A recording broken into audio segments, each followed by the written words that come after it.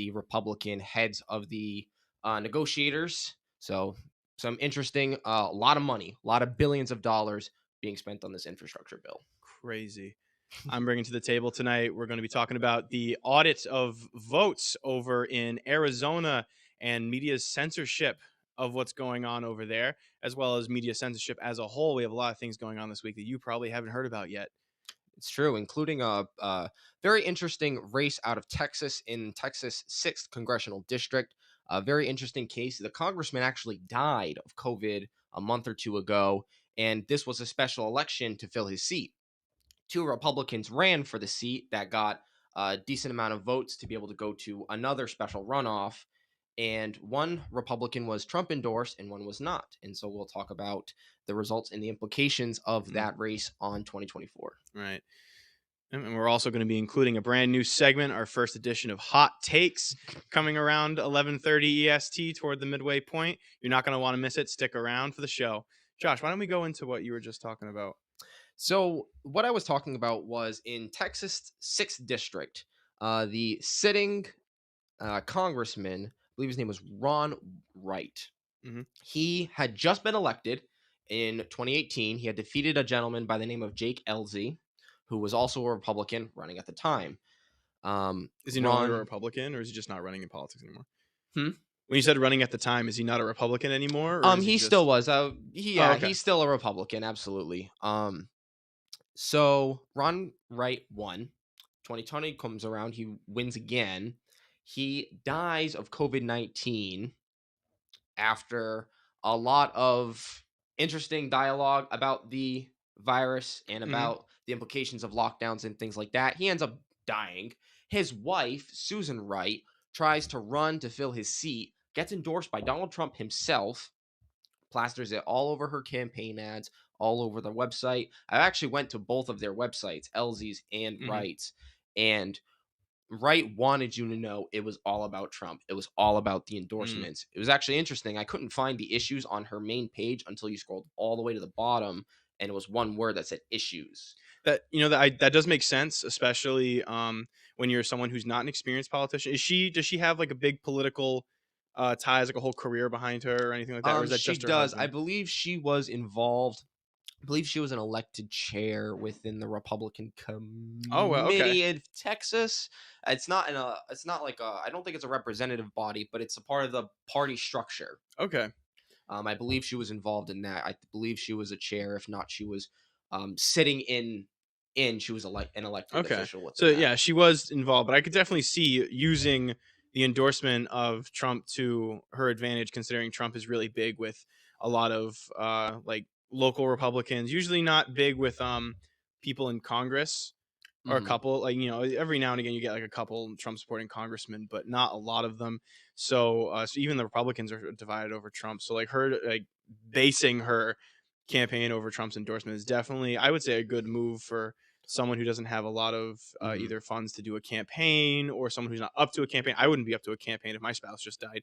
So I So totally understand using Trump as a way to get elected. I fully respect that. That's something I would do as well. and it's even more interesting because it is a respectable move to use the name of the most Mhm. popular Republican within the party Of course. alive right now. Hmm. I think the only person that would be more popular is Reagan reincarnated from the dead.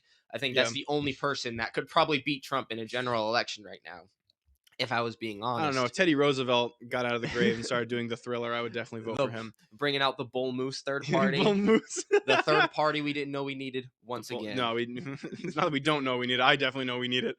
Definitely could go for Teddy.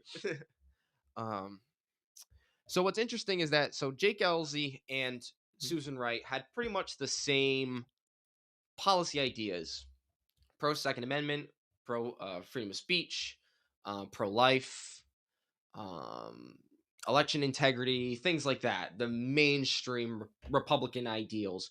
Both of their websites said pretty much the exact same thing on all of these issues, all the exact same issues, including things like police reform, Mhm. protections for fire and police, and things like that.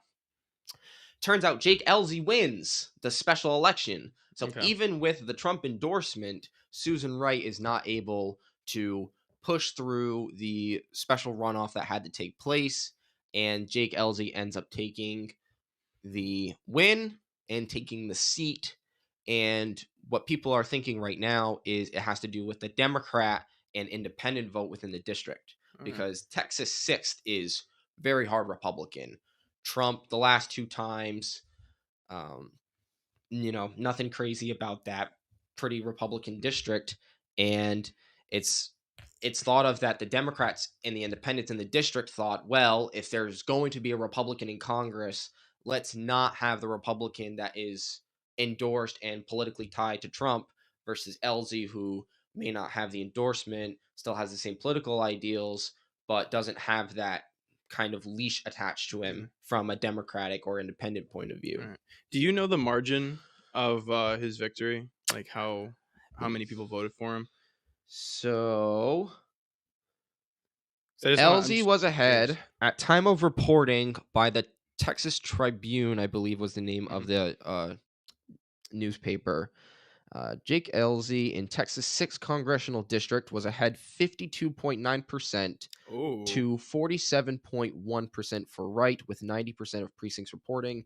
That was obviously before the election was over. It is now not over. a very wide margin at all. No, it Wow. it came within 5 points, and Yes, that's that's super about what tight. about what you would expect from something where it is sort of like a challenge to Trump's name within the Republican Party. Mhm. I do not have any predictions on whether or not LZ will tie himself to Trump while in Congress, or if he will try to move with some of the other Republicans, such as Liz Cheney, Right. to a more anti-Trump side of the Republican Right. Party. But now he has the freedom to choose, Was which is this pretty a big. okay? Was this a representative election or was this Yes, the this was Senate? the House Okay, of Representatives for alrighty. Washington D.C. Yeah. Wow, okay, so we can see. I mean, I don't know why Trump wouldn't want to endorse this. The who won? What was the name again? Her name was Susan Wright. Not the not who was endorsed. The winner. Jake LZ. LZ. That's right. Yeah, Yes. LZ. I don't know why Trump wouldn't endorse LZ. I mean, I don't know why LZ wouldn't really want to not endorse Trump. And it's pretty much a given at this point that Trump will be running again in 2024. He's not making saying it. I don't think he said a definitive answer. Or I remember seeing a bunch of clickbait articles a couple Hmm. of weeks ago, people saying Trump announced what he's doing, and every time I click, it's he said he's thinking about it. Like that's Yeah. groundbreaking. In my opinion, I think it's pretty fair to say if Mhm. his name is in the news by 2024, he will run. Oh yeah. And if he runs, he's going to do exactly what he did last time. He's going to try and do really good marketing, which is Hmm. what he's really good at. And he will try again. He Yeah. will absolutely try again. And to your question about why not endorse LZ, well, do you endorse the loser or the wife of the winner?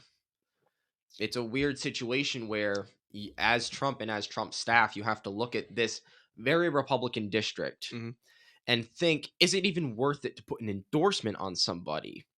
Because Dan Crenshaw, who's also a representative in Congress for Texas, I forget what district he is, he spoke up in support of LZ, talking about how he does have some loyalties to Trump, that it's not that he's this like anti-Trump Democrat type deal, trying to protect him and protect his name against some bad faith articles by a certain newspaper. I'm not sure the name of it, unfortunately. Quick Google search will answer that Hmm. though. Um, and we now see right in front of us, even with Trump behind you, it's still enough to push the envelope against Trump. It's still enough to say there are still people that are willing to, if the Democrat independent theory is true and comes to fruition, then it really just goes to show how much anti-Trump sentiment there is even in the most Republican districts by a very minority count of voters that can swing the election, kind of like how Hmm. independents have been trashed in presidential elections for swaying it, Yeah. like Hillary Clinton blamed Jill Stein, I believe was her Uh, name. Yeah, it was Jill Stein and who was the other guy to run? He didn't know what Aleppo Was was. that Gary Gary Johnson? Johnson, that's his name. It was. Yes. Ah, Yes. Oh, good times. Good it times back in was 2016. it was good times. Yeah. But yeah, they were I'm in where I go for my political humor and memes and discussion online. a lot of people like to trash talk independence by saying things like all they do is suck votes out of certain political parties. In votes in this past election, if all of the people who voted libertarian voted for Trump, Trump would have won some states. It's true. But yeah, and there's people I don't understand. And like this is also part of the meme, but it's also I kind of sympathize with this. I don't understand why people, excuse me, will vote for a third party candidate when you have a mainstream candidate you can vote for that has semi your views, Mm. but you're taking a vote away from them for who hardlines your views, and then because you voted for that independent, you're going to give the win to someone who you don't agree with at all. Well, it's actually interesting, Hmm. and this question is heard a lot because you're right. When you look at Yeah, it from a mainstream point of view, and you're just a regular person looking in, what's the point of voting? Here's the yeah, point. no, exactly. Well, not just you should always vote, in my opinion, but what's the point of voting for independence? The more presence you have in an election, the more delegates you're allowed Right, in certain committees within Congress, hmm, I believe, or within certain party seats, right, within the private institution of like the Democrat, the Republican, and the Independent Party. And it also has to go into what I feel is disenfranchisement. How many people have been, what is it, bleeding red Republicans? I think it was bleeding heart or something like Yeah, that. Bleeding bleeding heart heart Republicans. Republicans, an old term, Oh like yeah. from like the 80s and the Hmm. 70s. The Republican card holders, they had Right. their cards on them.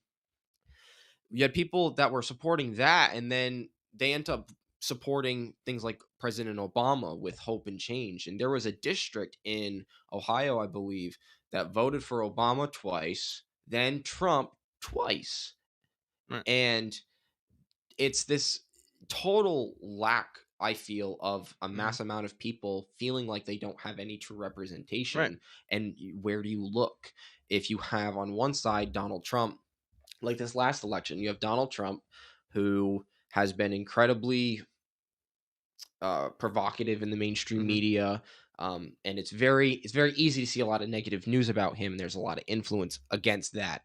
And then you also have Joe Biden, who the media influence is very positive, but it is also half in vain Right. because now we see a president that is not like FDR, like the Biden campaign team Oh was yeah. saying, this FDR style administration. Hmm. FDR got the New Deal done in a week. 1 week, he Wow. got it through Congress and he signed the bill in 1 week. That's crazy. We have been 6 months I know. We and can't like agree with two anyone now. days into Joe Hmm. Biden's administration, That's and we got crazy. one COVID bill. They started talking about the infrastructure bill in the Senate, and now Congress is adjourned and they're going on Right. summer break. Exactly. Well. And speaking of the summer break for Congress, tonight is the end of the eviction moratorium, which is the protection for renters and homeowners from being evicted from their homes because they were unable to pay due to COVID-19. And it is an unfortunate circumstance that our Congress has adjourned.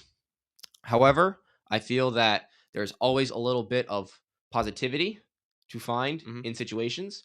So later on, we're going to talk a little bit about the eviction moratorium, and we're going to do some celebrating come midnight for the end of the moratorium Right. and celebrate slash mourn Yeah. the death of a It's not policy a that was, hardline celebration. It's more just like to mark that yeah, we're moving forward and talk about it. yeah, you pay your Right. respects. Right. It was influential, and it's Hmm. theorized that these eviction there's no proof. I watched a YouTube video about it and it was very intriguing Okay. about how the influence of eviction moratoriums and the spread of COVID-19. Right.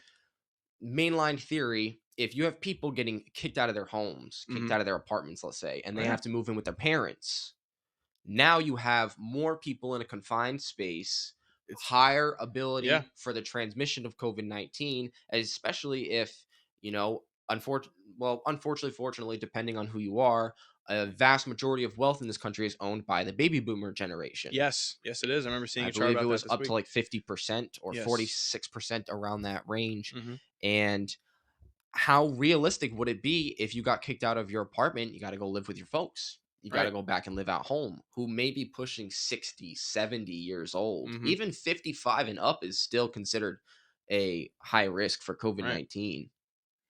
and all the implications about the spread of COVID through the moratoriums. It was a very interesting YouTube video. Interesting. Interesting. While we're on the topic of interesting comments, I'm looking over at our Twitch comment section. Feel free to watch us on Twitch. Jack, do you think you could post the link in any of our chat rooms? Get people over to Twitch if they want to check it out. What, Jack doing something? Oh oh, my oh, goodness. producer. We have a comment from Cheers to you, buddy. one of our watchers tonight. Someone was asking us, what do we feel that Republicans could learn today from Theodore Roosevelt and his ideas? He did help shape the modern day Republican Party and is generally looked at as a very good president, although he had some imperialistic ideals and some not favorable views toward the Native American population at the time. That is true. So why, what could we do through his ideals to bring it back to the Republican Party? So that answer, and I've actually already talked about this with some people, so I already have some points ready to go. I have no idea. I love Let's hear Theodore it. Roosevelt. I think he's an awesome president for what he was when it was back there in the 1800s. He was essentially a radical centrist. He would start state parks. He was the trust buster. He dealt with income inequality, and then he also dealt with war, expanding the American territory from coast to coast, making us have the territory that made us the superpower in trade and everything, as well as hosting boxing matches in the White House. And he used to fight diplomats, not angrily fight, but he would do things like that.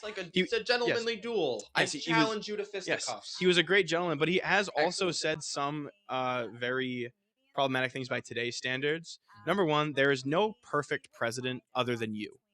And what I mean by that is you're never going to wholeheartedly agree with someone on any of their issues unless they're exactly you. Yes, he did say during the expansion outwards, during the Manifest Destiny, the only good Indian is a dead Indian. Do I support that and say Ted was right about that? Absolutely not. I know multiple Native Americans, especially over in the Northeast of this fine country, and I haven't had any issues with any of them. They're all awesome. Excellent. One of my first bosses in my my career path was Native American of the Mashpee Wampanoags. I absolutely loved him. He told us stories about powwow. He was awesome. I don't think those sentiments would be appreciated in today's world, obviously, but those you have to look at it through a historical lens to where we were at, I think, around the centennial or coming up on the centennial of the around there of Yeah. the country, and Theodore Roosevelt recognized we need to have our land out west, and this was toward the end of the age of imperialism, because shortly after this point, when more information started to get easier and readily available, the country stopped imperializing and taking other over borders. It's rare today when it happens, people freak out. Like, oh my gosh, Crimea and Russia. Remember last week we talked about Yes. the India and China border dispute? Yeah. Oh yeah. It's true. Oh yeah. No, of course. And there's, Theodore Roosevelt recognized that, and when you had a country like that, making an empire was still kind of the norm. A lot of people looked back to the times of Caesar, the times of the Greeks, and they said we want our countries to be like that. So they would fight over land because Europe did it for a long time. So I'm not saying it's right, but I'm saying it did what it had to do. That was the hot thing to do. It obviously ended it, and I don't think we should be annexing Canada or Mexico or anything like that. How about Taiwan? No, I'm kidding. That would be a game changer. Imagine a world where the U.S. annexes Taiwan. That would start World War III, because China thinks Taiwan's theirs. Oh, so they would even lose if it. Taiwan was willingly allowing it. Yeah, it would be a mess. Yeah. So what is it? Do you feel that the Republicans can learn from all of this amount of knowledge? So I feel like Roosevelt? As we are now with our current borders established and everyone's been around for a really long time, the newest state was made back in the 50s, and so everything's been around for a relatively long time. Not a lot of people today are still alive to remember when we had 49 states. So I would say that right now, especially, we're not going to go imperializing and taking over anywhere. That's not so much I know a lot of people say, oh, it's American imperialism over in the Middle East. It's a little more complicated. There are some areas where I'm yeah, they shouldn't be there. There are some areas where I'm yeah, they should be there. Middle East is its own different topic. Can of worms. I'm going to try to stay on the question asked and topic at hand before going off into Yeah, geopolitics. we'll worry about that later. Right. But I feel like modern day Republicans can learn from Theodore Roosevelt. So, number one, respect the environment. Now, when I say respect the environment, that doesn't mean we are going to destroy all gas powered cars and go straight to electric. Hmm. I mean that we need to fully understand how climate change is affecting us and possible alternatives into helping us be able to get off of these things. Hmm. Now, and I'm going to say something you're going to think, well, you're just going to contradict yourself. That includes opening up national pipelines again. Now, what do you think? Well, Okay. what do you mean by that, Drew? I mean that we have to temporarily open up our national pipelines. You have to drill in the Gulf, not at the expense of nature, but if there's anything pre existing domestically, we need to be able to open those up so that way our economy can get to the point where we can start putting that money to change the fuel status of cars. I feel like cars are naturally going in an electric direction. Hmm. I feel like with government intervention or not, the free market of cars is going to regulate all. I feel like by an estimate, probably 20 between 2050 to 2075, that 25-year gap, every new car that's going to come out is going to be electric. A lot of car manufacturers across the world have made their deadline for gas car manufacturing for 2035. Right. Yeah. Even So closer. so Even yeah, closer. even Yes. closer. And the big problem with those cars is they're going to have to be affordable to people that are lower income because I can't afford a brand new electric Tesla, Right. but I can, get in my 30 mile an hour, excuse me, 30 mile a gallon car and fill it up. Yeah. Right. I wish I had an electric car and I definitely would rather an electric car. But unfortunately, where we're at right now, we're not technically able to do that. And with the government speeding it up, this is in my opinion, this is a free market thing. The free market can get us into a greener solution because that's what the people desire. Mhm. And when the technology gets there, when the price points get there, it'll happen on its own. If the government tries to like put their hands on it and speed the process up, it's going to make things worse.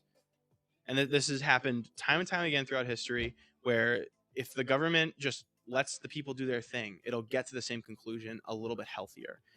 I like I said, I want like I'm not someone who's Right. drill for oil, screw the flowers. Like I love this earth. God gave us this planet to live on. We need to take care of it, of course. But we can't do that at the expense of our growth while other countries like China and India are going unregulated. Right. It would just be shooting us in the foot and it's going to take us out of free world status and then we're going to be killing the planet even harder than when we were before we were taken over by the Chinese overlords. You know what I So mean? I totally understand. And you know what's interesting is my Mhm. exact answer was going to be very similar to yours, which was climate preservation, preserving our earth. Mhm. Now, my idea of it is yes, we should be trying to expand our ideas of nuclear energy, trying to Oh, expand our dude. use of wind I energy. was gonna I gonna bring have that a up. we have a I think we talked about this last week. I'm always going to talk about these damn turbines. Our friend is an Mhm. engineer, and That's he right. told me about these wind turbines that are vertical in between the lanes on the highway, like in between the two sides of the highway. And as the cars drive past each other, they create a wind current, and that creates energy. And it's literally just harnessing energy that we are using with our vehicles. And we are going to hopefully get to a point where if a Republican Party decided, hey, we should be trying to not only preserve our planet, that's how you can obviously voice it and make it more appealing to people. Mhm. But in my opinion, in a sort of Machiavellian sense, my my energy idea is we should be in most ways self-reliant in our energy, producing Yes. our own energy, whether it's Yes. nuclear, wind, solar, wave energy conversion on the coasts. We should be Yes. looking at new ways to generate clean, Mhm. carbon-free Mhm. energy so that we can harness our own energy and not have to rely on things like OPEC or Right. rely on shipments from China It's from to China, the be able Middle to East. fuel, Oh or yeah. the yeah, from China, the Middle East, from Asia in general. Mhm. If our supply chains crumble like they unfortunately did for a while during COVID-19, Mhm. we're we're going to expect high prices. Oh yeah, that's OPEC shut yeah. their exporting by 50% during the height of Yes. COVID-19, Mhm. driving gas prices Oh yeah.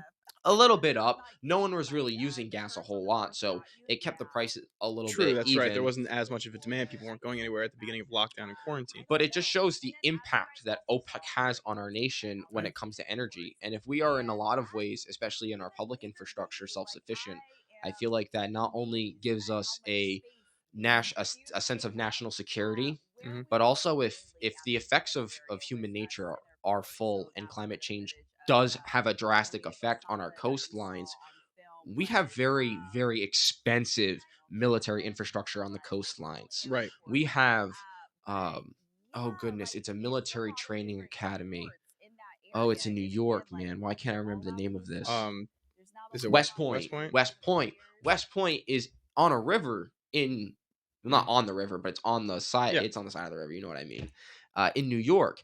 And if we have a crazy situation where there's massive flooding in New York and all these rivers are overflowing and there's massive, massive rainfall, there's a lot of key military infrastructure in Cape Cod, in New Right. York, Carolinas, the Florida, in the Gulf of Mexico. We have Right. military, the West Coast as well. We have military infrastructure all over the place, and if we can do our best to preserve that infrastructure from any natural disasters, Hmm. give ourselves self-sufficiency in energy through all the different ways of clean energy we can think of, then I feel like the Republican Party has a really, really big step up on the Democrats. Because right now, the big thing about climate coming out of the Democrats is the Green New Deal. Yes. But Which. barring a Yeah. massive political revolution that has the implications of toppling an entire empire, Hmm. I don't see the Green New Deal going Yeah. through. And there Exactly. is and listen, I shouldn't be so cynical. However, the influence of private industry in our government makes it so that radical progressive policies like the Green New Deal, whether it's a good or bad idea in our own opinion, is invalid. What matters is, Right. will it go to the floor? And so long as Nancy Pelosi is the Speaker of the House, I do not see the Green New Deal ever touching the House floor for a vote, for a debate, for Mhm. anything. Right. But the And Republicans can yeah. use that and say, well, we're actually unified on this idea. Yes. We are protecting national infrastructure. We're protecting the planet. Right. We're self-reliant on our See, energy. right. I agree. See, and the thing is, I agree with kind of both the Democrats and Republicans in the debate of climate change, where there is science that shows that climate change is bad. I Yes. do like I yeah like it like there are negative implications. We're getting new records every year. We're getting 100-year storms Get every that. couple of years. Hmm. Yeah, over in California and Arizona, there were temperatures that made it so that way people could not stand outside. Like at 118 degrees, the body starts to, like, you won't be able to walk. You kind of Hmm. like shrivel in. Um, It's just too hot. It's it's too hot, yeah, crazy and temperatures. you can't move. See, one time, and this just to bridge the story, 'cause I know what it's like to be in a super hot environment. One time I went with one of my friends to Boston, and we went to a 200-degree, no humidity, high heat sauna. So it was a room that was 200 degrees, and you couldn't stay in that room for more than a half an hour. And when you sat in that room, we were sitting, mind you. We would Hmm. leave that room exhausted, Hmm. as if we just ran a marathon. You hunch over, you can't breathe. You're like this. So at 200 degrees, just not even moving. Imagine at 118 degrees, you leaving your house and walking to your car or walking to your mailbox, having to do exertion in that heat, Having to go to work. having to go to work. Have fun going to work at Amazon. Oh yeah, You. yeah, in the warehouses, exactly. Especially in older folks that are going out, they're gonna have heat stroke. They're gonna go down. Hmm. It's things that are really hard. So I agree that yes, the climate change is apparent and it is having issues. We can try to turn things around. Now, the big thing though is, say we decided to get all cars, like we ban fuel cars. That's it. No car can run off of gasoline in the United States. Even if we did that, the top 15 most polluting active ships right now that sail in our waters pollute more than every car in the United States combined, as well as China and India being completely unregulated. Hmm. Now, people like to say, "Oh, well, we were going to do the Paris Climate Accords. Trump left it, and that was a bad deal." If you read those Paris Climate Change Accords, they were awful. Hmm. They only shorted the U.S. What they did is they said the U.S. had 5 years to cut down their CO2 emissions, cut jobs, start getting these cars off the road. It said, China, you have 10 years to come up with a plan. All that would do is just shoot the United Well, States in the leg and make it so that way we can't outpace them. Well, it may be surprising, but we have like a C grade or a D grade on carbon emissions. We are the number one polluter on this planet is the Pentagon. Carbon emissions in There China, you was can't see the sky because of how much the carbon gets into the sky, well, that's how smog. much they produce, like smog and other carbon things There like was, that. dude, I tell you, there was a very, very interesting documentary trailer I saw. Lord forgive me, I can't remember the name of it, but it was by a journalist, and she had made this documentary about the Pentagon and the pollution within the U.S. military and the Hmm. U.S. military apparatus. This is including the Pentagon, the Army, Navy, all branches of the U.S. government, and or excuse me, all branches of the U.S. Armed Forces, and really went into detail, or said she was going to go into detail about this. I'm going to find the name for that. Good, yeah, find that so we Absolutely. can watch that for next time and talk a little bit more about it because I like saw charts, especially when Greta Thunberg was Sorry, um Jack. Could sure. you do me a favor? Could you look up Pentagon number one polluter documentary, please? As I was saying, we when Greta Thunberg, I hope I'm saying it right. Yeah, She was when she was big in the media spotlight. I was get blasted with graphs in my sub feed of charts that the U.S. is actually going down in carbon emissions and is way below China and like India and that section of hmm the world.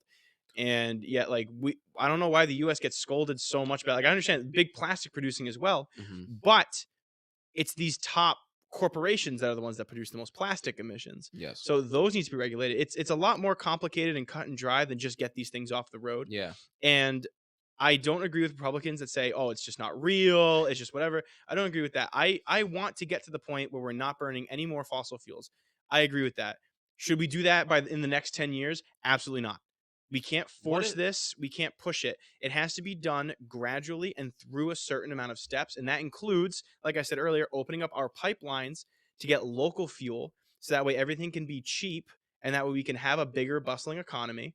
And then in that, it's going to loop back in the private market because especially car brands and other brands, they like to tout how green and energy efficient they are because that's what's hot.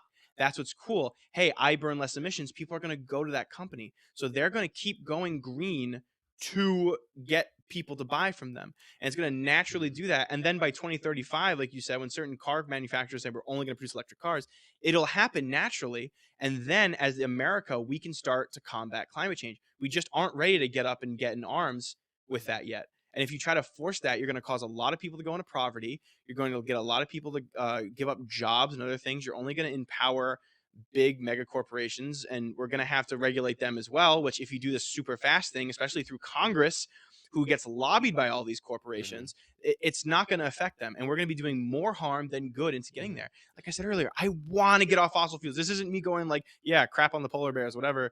Like let's make rafts out of plastic bottles. It's not what I want.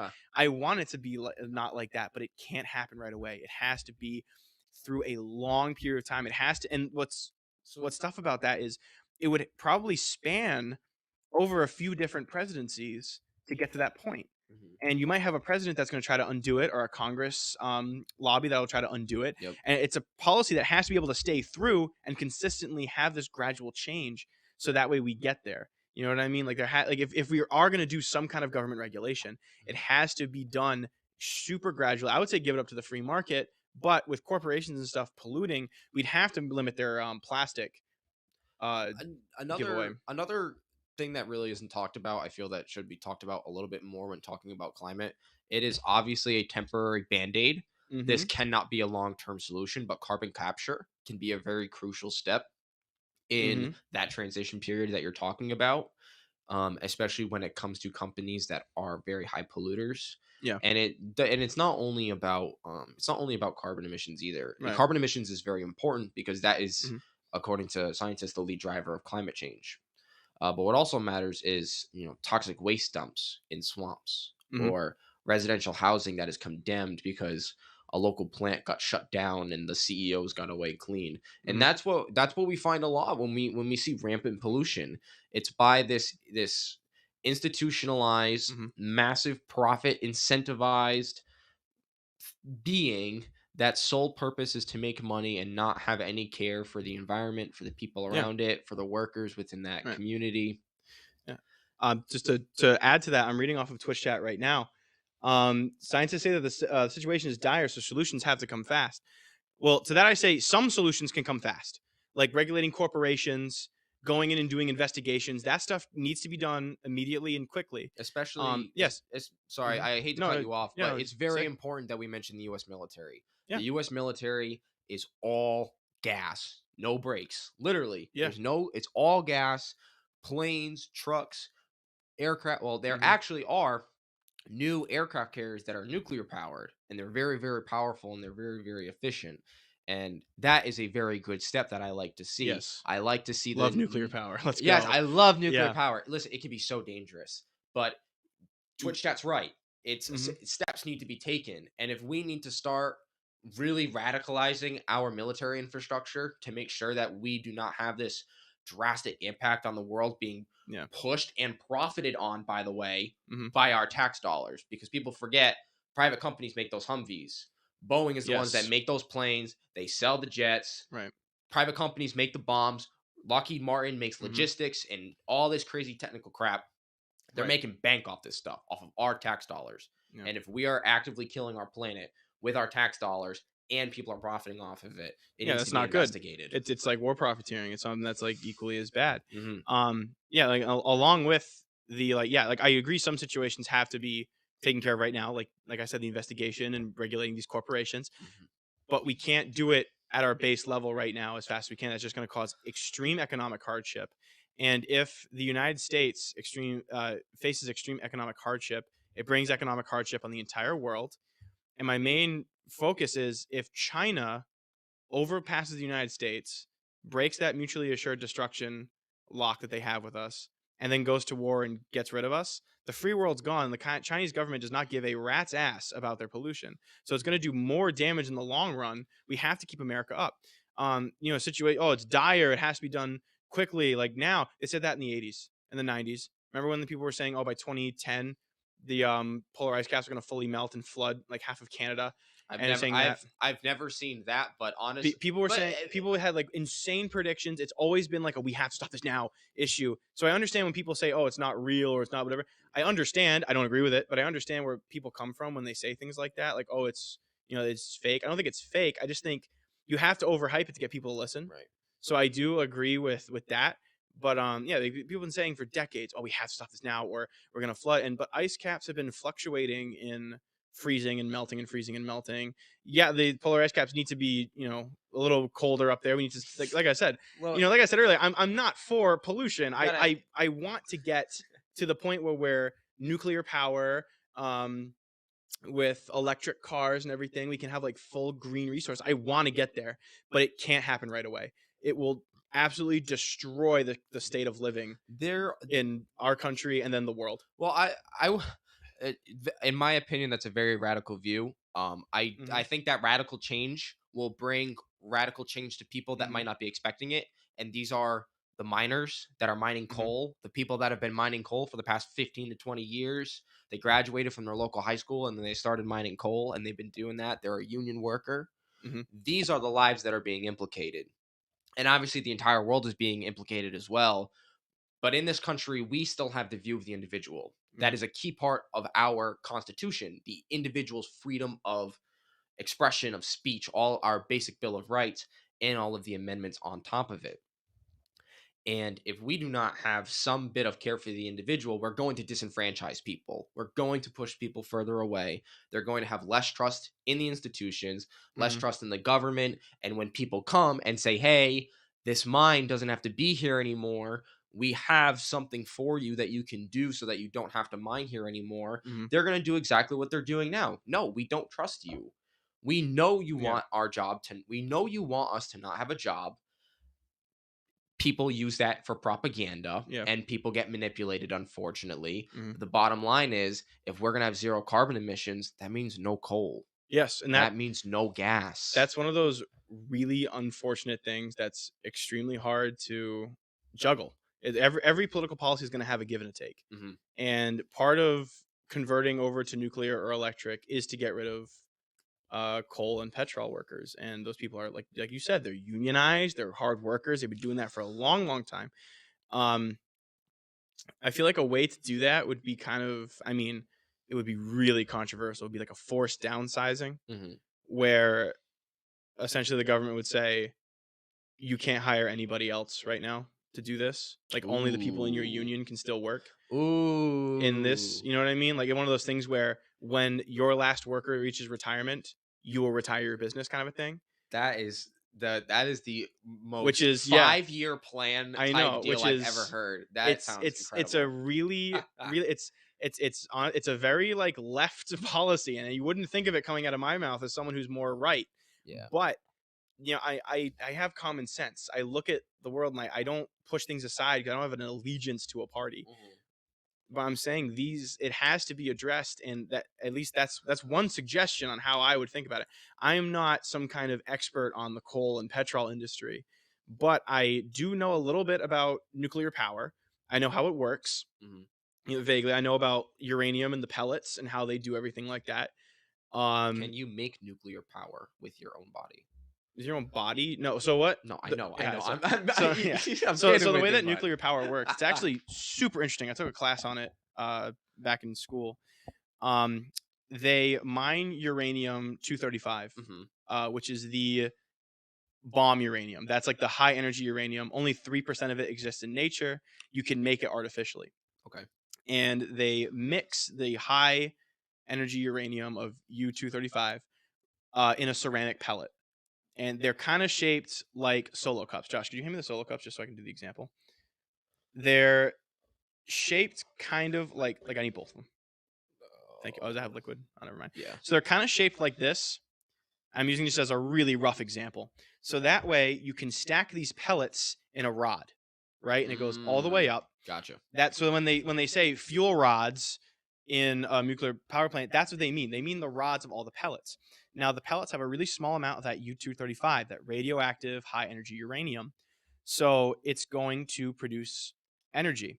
What they do is they dip those fuel rods in some pressurized water to keep them cool, and the steam it makes spins a turbine, and then it makes power. Mhm. That's how nuclear power works. Now, if the water pressure is off or the water temperature is off, excuse me, it makes the pellets overheat, and then they begin to melt. The melt then joins the pellets together, and with radioactive substances, the bigger the mass, the bigger the energy output. That's why nuclear failure in a plant is called a meltdown, Mhm. because the pellets melt and fuse together. And that's when it gets too big, it gets to that critical mass. You've heard that in like movies. Oh, it's at Ah. critical mass. It's going to get to critical mass. At critical mass, it is making too much energy to contain, Mhm. and it'll just blow up. That's the big like meltdown, like Chernobyl Gotcha. situation. And a lot of people are scared about that, which it's actually extremely rare that things happen like that. Mhm. Extremely rare. And a lot of the time, And a lot of time, yeah. regulations are broken. Regulation. Oh, yeah. Oh, yes. Regulations are broken. Fukushima, Mm-hmm. the water tower that fell, Mm-hmm. that was used to supply the water that you were talking about, fell, wasn't within Oh, regulations, yeah. and it caused a massive meltdown Exactly. You can during the see. tsunami. Oh, yes. You can see meltdowns days in advance. Mhm. If you're paying attention to your readings, if your engineers are on top of it and they're there like they're supposed to, and everyone's following regulation, they're checking all the charts and the graphs, you will see a meltdown days in advance. Mhm. And yeah, it's gonna suck. They had to shut down the power plant. No one gets power for a while. But that's, just, would you rather have no power for a couple of days, or would you rather not have a house? Yeah, Would you yeah. rather die? There are So trade-offs to this yes, life so thing. that's how like nuclear power works in that area, and I feel like a lot of people are really uneducated about how nuclear energy works, and they're just really scared of meltdowns, which are super rare. Only when people like get complacent or break regulation. Which, I mean, as much as I like hate government agencies, there needs to be some kind of either OSHA on-site person or a committee of inspectors that come to these nuclear power plants often, Often. like once a month often, to make sure that people are not getting complacent, that there are boundaries in place that people are following to Mhm. make sure there are, because like we said, we And love nuclear power, but Mhm. we're just people are too scared of it. And the out of the big towers, the smoke you see rising out of it, it's not smoke, that's steam. It's just steam. It's steam. It's just excess steam from the cooling power. I remember seeing there was some big like Facebook post like blow up where there was a poster in a elementary school classroom where it says, "Oh, accept green energy," green being electric, um, and then uh, dirty energy being fossil fuels, and it said nuclear, and it showed a nuclear power plant, and it said that the emission from the tower was smog. That's not what that is. That's Nuclear is bad. the cleanest energy we have, and the best part about those fuel rods and the fuel pellets when they're expended of their energy, they just take them to not Arizona, to Nevada, to a radioactive dumping facility, and they dump it. Yeah, but isn't that like, don't they like dump it in the sand? They dump. There's a specific mountain that they hollowed out that they use. That's yeah. That's the whenever there's a radioactive, um, like the power plants have to dispose of radioactive waste, which Uh, isn't green glowing liquid. It's literally just water. yeah. Yeah, it's not And like The Simpsons, yeah, and unfortunately. it's just it's irradiated water. It's water that's been in the system for a while. You ever play Fallout? I played Fallout 4, and I wasn't a big fan of it, and I pre-ordered Fallout 76, unfortunately. I Ooh, know, that's a rough for the one. gamers out there. Oh, the gamers. Speaking of gamers, we Oh had a no. very interesting story break this week, which we can definitely tie to politics as well as unionization, like we were talking Mm. about.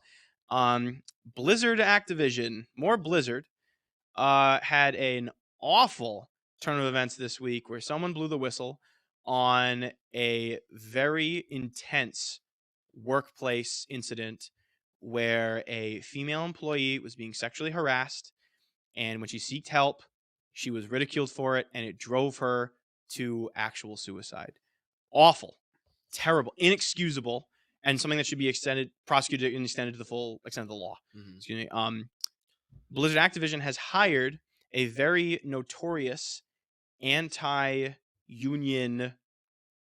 law firm to represent them in these court proceedings that are going forward, and it makes you think, where are we at a unionization and workplace equality standpoint right now in the United States, and will COVID affect any of that?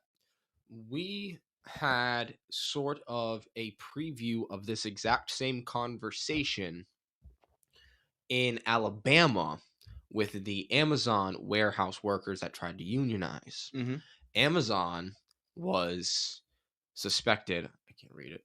Oh. Amazon was suspected of taking part in union busting tactics, putting up Mhm. flyers that are anti union, lobbying the municipal government to change certain infrastructure with lights and Right, streets, right. timings, things like that. I don't believe the location of lights were changed, but I believe there was some lobbying with the local government to Mhm. make it so that the strikers had less time to picket during the day, and then they'd have to either go into work or they would have to go home if they weren't working. Mhm. And we saw this preview. Where we're at right now is we have companies like Blizzard Mhm. that are hiring these law firms that are really big in union busting, and we see companies getting involved in these type of union busting tactics to, unfortunately, great odds to where even the lives of their workers are being Oh put yeah. at risk. Oh yes. Video game development is actually really overlooked. It's really a tough business to get things out on time at a good quality. Um, I remember hearing there are multiple companies that essentially have sweatshop like conditions, people working 12 hours, 14 hours a day, coding, testing, putting models in the game. And it's causing a lot of issues to where people are starting to point out that even in video games where you don't even think about how they're made or the people that work there, even in that area, there's bad working conditions Oh at yeah, sit down desk jobs where it's not physical, not like Amazon where they're not slinging boxes, but they're stuck at their computers all man. day. There, I believe it might. Jack would actually know. Jack, would you happen to know which company it was that their developers had to work like 2 months in a row, no days off during COVID? Man, don't you remember the stories about it? 2 months off. No. Yeah, Hmm. me neither. But there was a CD really. Project Red? Yes, CD yes, it, Project it Red. was. It was Ooh, because of Cyberpunk. They had to work like triple overtime. Their working conditions. Thank you so much. I'm glad you remember that. Now my brain is all on fire. sweet. Um, CD s- Project Red's a good studio too. Yeah, it hates like Yeah, Like you I liked Blizzard before this whole thing. It breaks your heart when you hear about these conditions. and it has to do in part with the corporatization of the gaming industry. Hmm. Think about the change between the gaming industry of 2006 and the gaming industry of today. That's right. The gaming industry of today, you can see, is more profit driven Hmm. directly, Oh in yeah. my opinion, from the games that I've seen released recently, Oh no, I than definitely agree story with that. driven. I definitely agree with And that. artistic talent is being put more on the side for profit. And there was Yeah. actually um, companies where what they do is they will survey people Hmm. and say, what would you rather do, be on a beach mission or a ship mission? And then people answer the surveys and they do these intricate surveys and they will literally build games, AAA title Hmm. companies, literally surveying people saying, hey, you like this mission. And on the forefront, it makes sense. Like, yeah, you want to see what the people want. But where is the artistic Oh yeah. creativity? Where is the narrative? Where is the No, drive? and Where's the oh yeah, no, and creativity? I totally agree. And this is in other facets too. It's in all areas of entertainment where artistry and the ability to express one creatively is taking a backseat to profits and toward making a buck. And we can see that in the quality of movies now, with like Marvel formula. If you have a formula that works and makes money, you can be creative in that formula, but you're going to make a ton of movies that are almost the same. Mhm. You look at the Marvel Cinematic Universe. I love Marvel too. Don't get me wrong. I'm not hating on the franchise. I absolutely love Marvel, but I do understand. Like I look at things objectively, and yeah, there is a formula, and there are things that affect it. Same thing with video games. 2007 to 2009, or actually no, 2012. Look at the amazing titles that came out in that time for 2012, video that games. was Modern Warfare Yep. 3. Modern Warfare 3, you had the Dead Space, the two good Dead Spaces. Yep. You had the early Assassin's Creeds, which were Oh, awesome. You excellent. had the infamous games for PlayStation, for all our PlayStation homies. They were awesome. You had these really creative, story driven single player games. And that's why, like, when I was growing up, I'm like, I like video games. I like these opportunities. Now, what are all the popular games that come out now?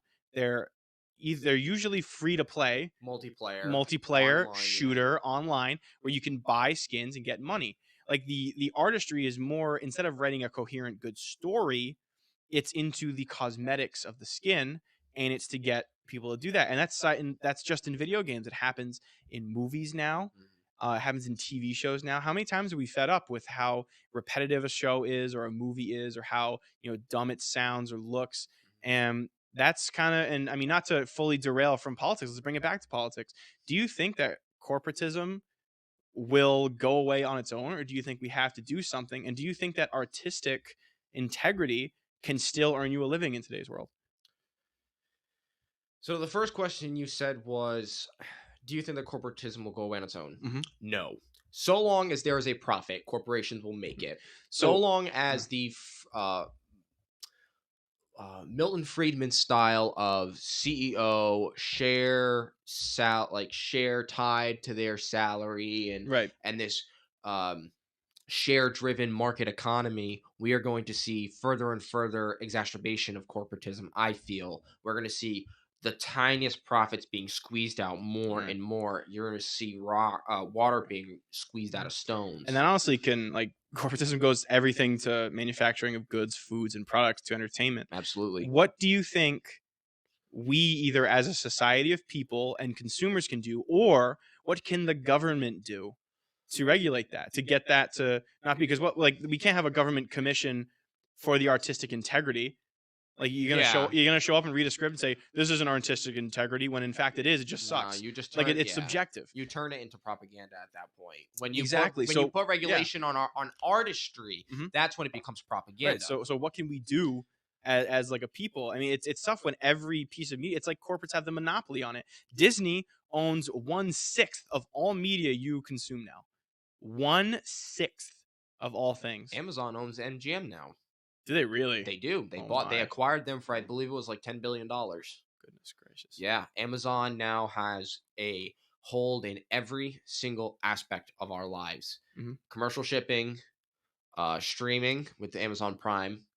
They have the MGM, which is entertainment. Hmm. They have political lobbying. They have their pharmacy. Amazon is everywhere. And that corporatism, in my view, can be stopped Hmm. in full, the excessive corporatism can be stopped in full by taxes, by proper tax code that is not Hmm. influenced by a lobbyist, that is not written by ex Bank of America CEO, Right. that is not written by Wall Street titans and investment firms, that is written by congressmen and senators that are trying to get resources so that their people can thrive. I feel that that is how you put a solid end to the extreme corporatism, because now your profits are not, they are not so necessarily important. There is a greater cause Hmm. now. You will still profit. A Yeah. perfect example, I feel, that the damage of corporatism has had, especially in politics, was the opioid situation. Insys Big was the pharma and all that. Yeah. Insys was the name of the company that was using fentanyl mouth sprays for breakthrough cancer treatment. I watched a whole documentary about this. It was like an hour long. It was sick. What a great documentary. It was by Frontline PBS.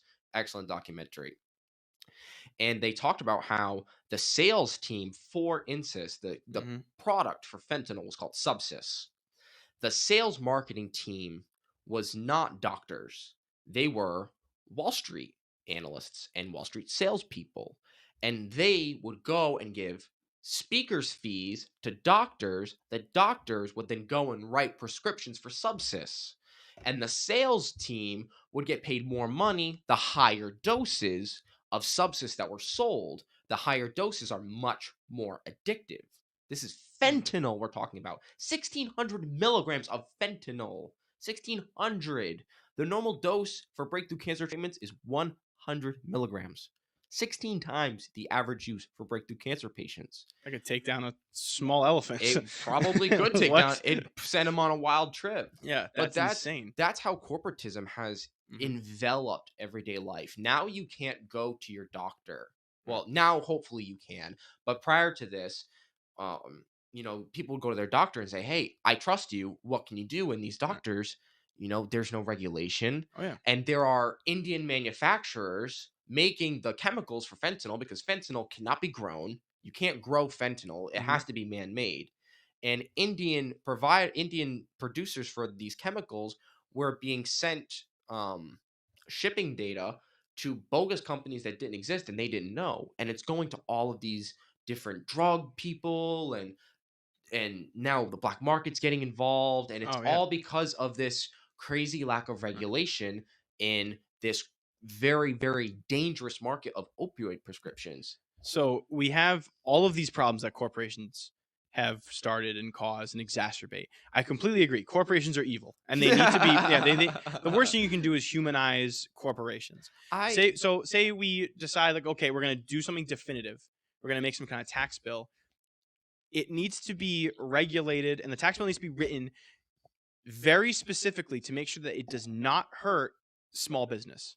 Right. And that, because that's the big argument point, is saying, oh, look at these new, like, people are say, oh, up taxes for the wealthy and for corporations, but that is universal to small businesses as well. And a lot of these issues that involve, oh, like stomping out the rich and helping income inequality is killing the small business that would do that naturally. A big argument against raising the minimum wage is it's going to kill small business, and it empowers the big businesses because they Mhm. can afford it. Absolutely. Pizza shop down the street can't. Um, But Domino's how can. Domino's can. So how do we, as policy writers, say we're on the congressional floor right now, Hell yeah. and we're about to, like, okay, this is the bill that's going to bust corporations. Screw you, Amazon. Screw you, Disney. Screw you, Apple. We are going to now regulate how you do business in the United States and regulate taxes. How do we regulate that to where it affects these corporations and brings that wealth back down to our level so we can then, work and live comfortably without crippling the small businesses that are trying to do that on their own? I think a solid idea that was discussed during the 2020 presidential election was the idea of a universal basic income. Mhm. This could be temporary, this could be permanent, this Mhm. could be a constitutional amendment, or it could be an executive order. It could be part of a reconciliation bill. There are so many different ways of distributing cash support directly to your people.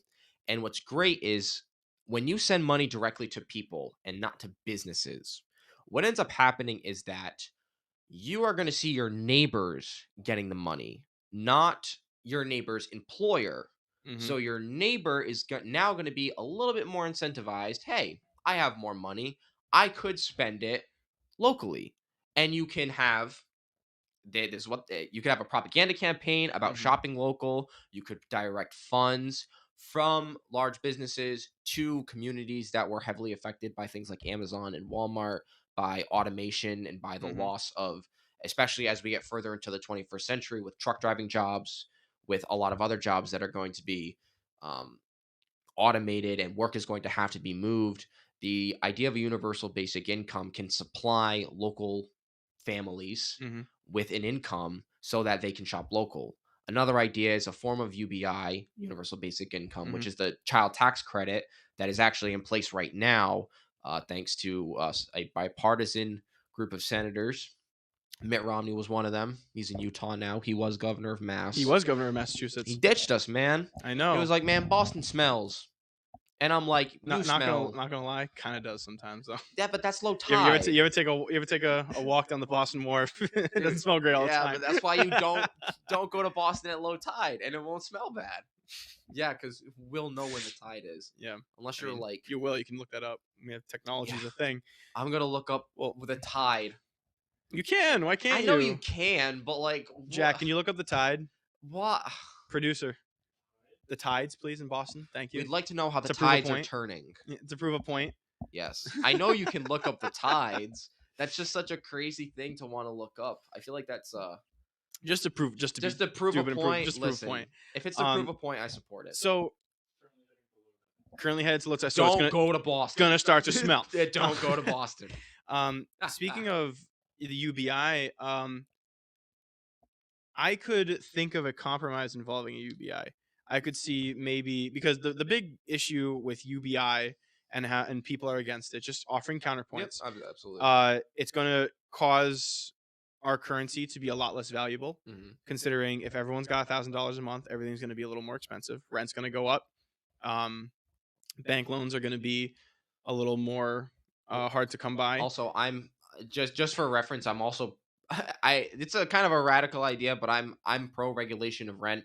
I Hmm. think that if you have exorbitant rent prices where you're profiting like 200% on your investment, and it's at the expense of a family who's just trying to survive, and they don't even have enough money to put a down payment on a loan for a car, I think you're kind of messed up. I think you're Hmm. exploiting people Right. that don't have the means to transport themselves out of a terrible Right. situation. And housing in itself is one of those really tough gray areas because the whole thing is like, oh, the government's going to regulate everything. It's the free market, whatever. That's true for like soft drinks or for meals at Burger King or like, condiments you buy at the store. Like, yeah, certain things are going to be more expensive. And if they're too expensive, you're not going to buy them. With housing, that's one of the four essential needs you need to, as a human being, survive. You need shelter. Hmm. And as that, I feel like that is a solid compromise on both the right and the left. I'm very pro free market, but I'm also within reason. Like I said, I look at things with common sense. I look at things objectively.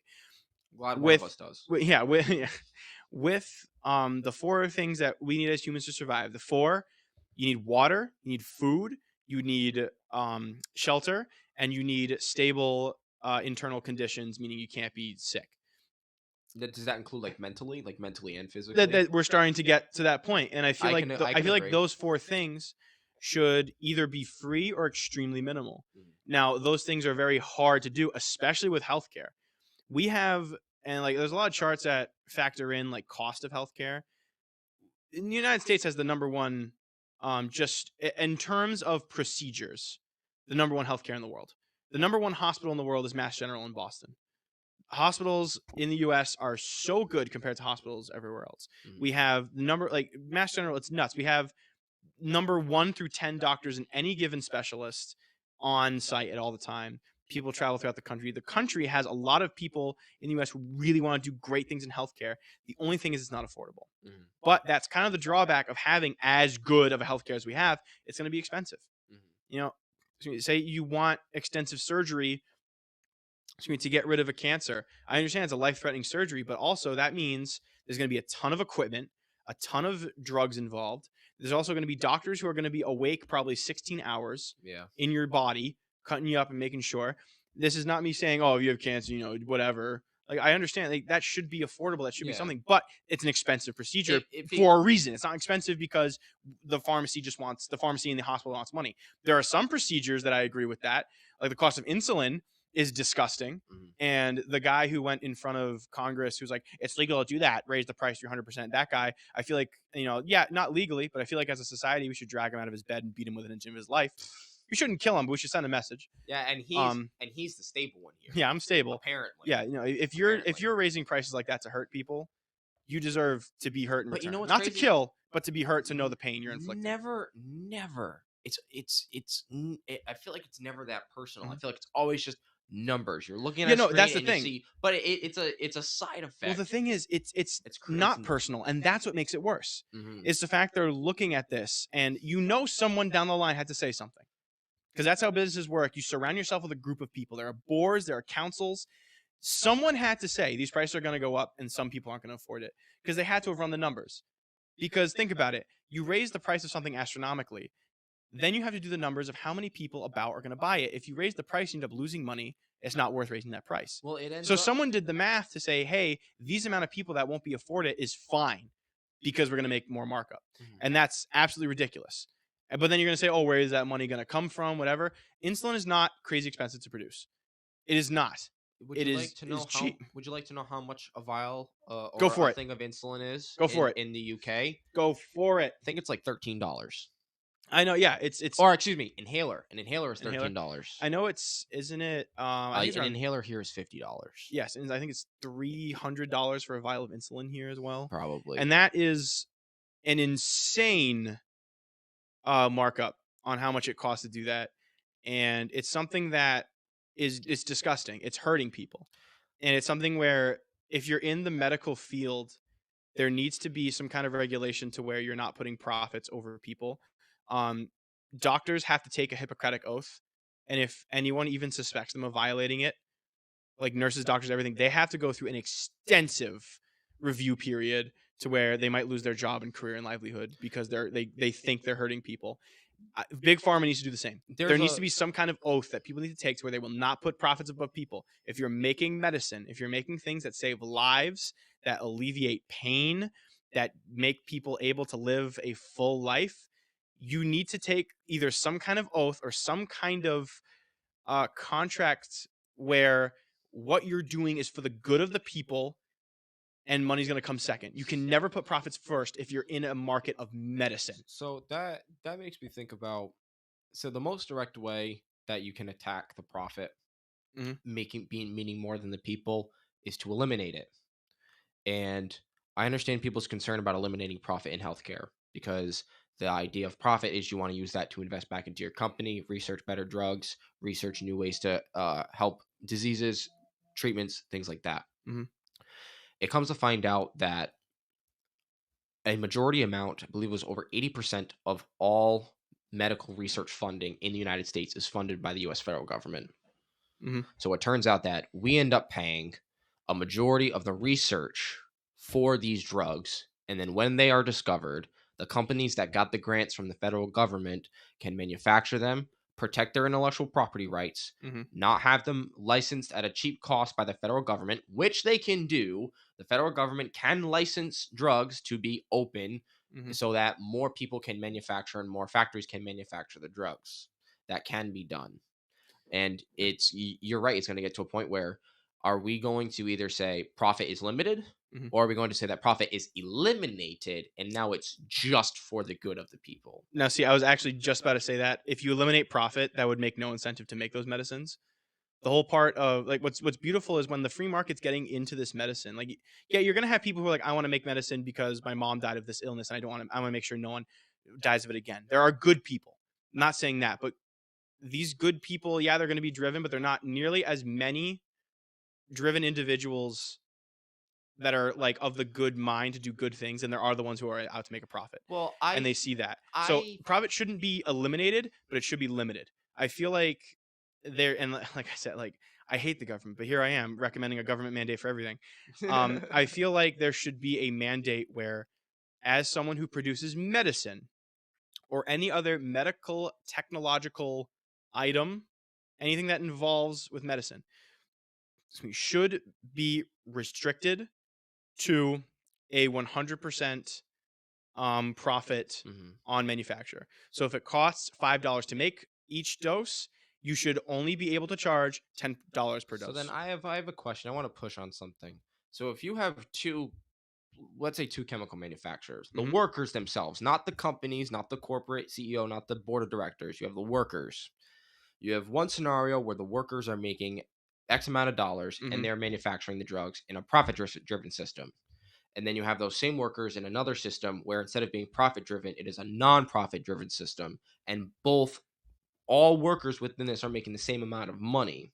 Hmm. Do you feel that idea that, oh, my company isn't making profit, do you think that that is still enough to de-incentivize workers from doing the research? Because either way we're going to pay them. You can't say we're going to nationalize the healthcare industry and you're going to get paid less. It's not going to Yeah, happen. no You're one's going going to to have to do it. pay Yeah. them the same, or you have to pay them more, or give Hmm. them better benefits, or add them to Medicare or something like that. So I feel like the worker, so the money toward the research definitely should stay like the same because this research saves lives. Right. It's important, and profit shouldn't be everything, but it is for a lot of people, and it brings us a lot of products that we use, a lot of medicines that we've had. Um, People need to, like, and my answer for every time it's, oh, like we can't do that, like you can't bring everything down, or we have to change something. My answer for everything that way, gradual. Gradual. Make it a slow burn. You can't just, light someone on fire right away, Mhm. but you can turn the heat up. So that 100% markup, I stand by that. Would we be able to implement that next week? No. Mhm. It would probably have to be split up among, I would, let's, 5 years, 10 years, or every year or every fiscal quarter, the percentage of profit markup you can make goes down slightly, to the point where it's slow burn enough to where they can adjust. Just, because they're What? gonna say, oh, my factory's not gonna be whatever. So this gives you time to adjust Mhm. and make investments because you see where we're heading. It's all in the public eye.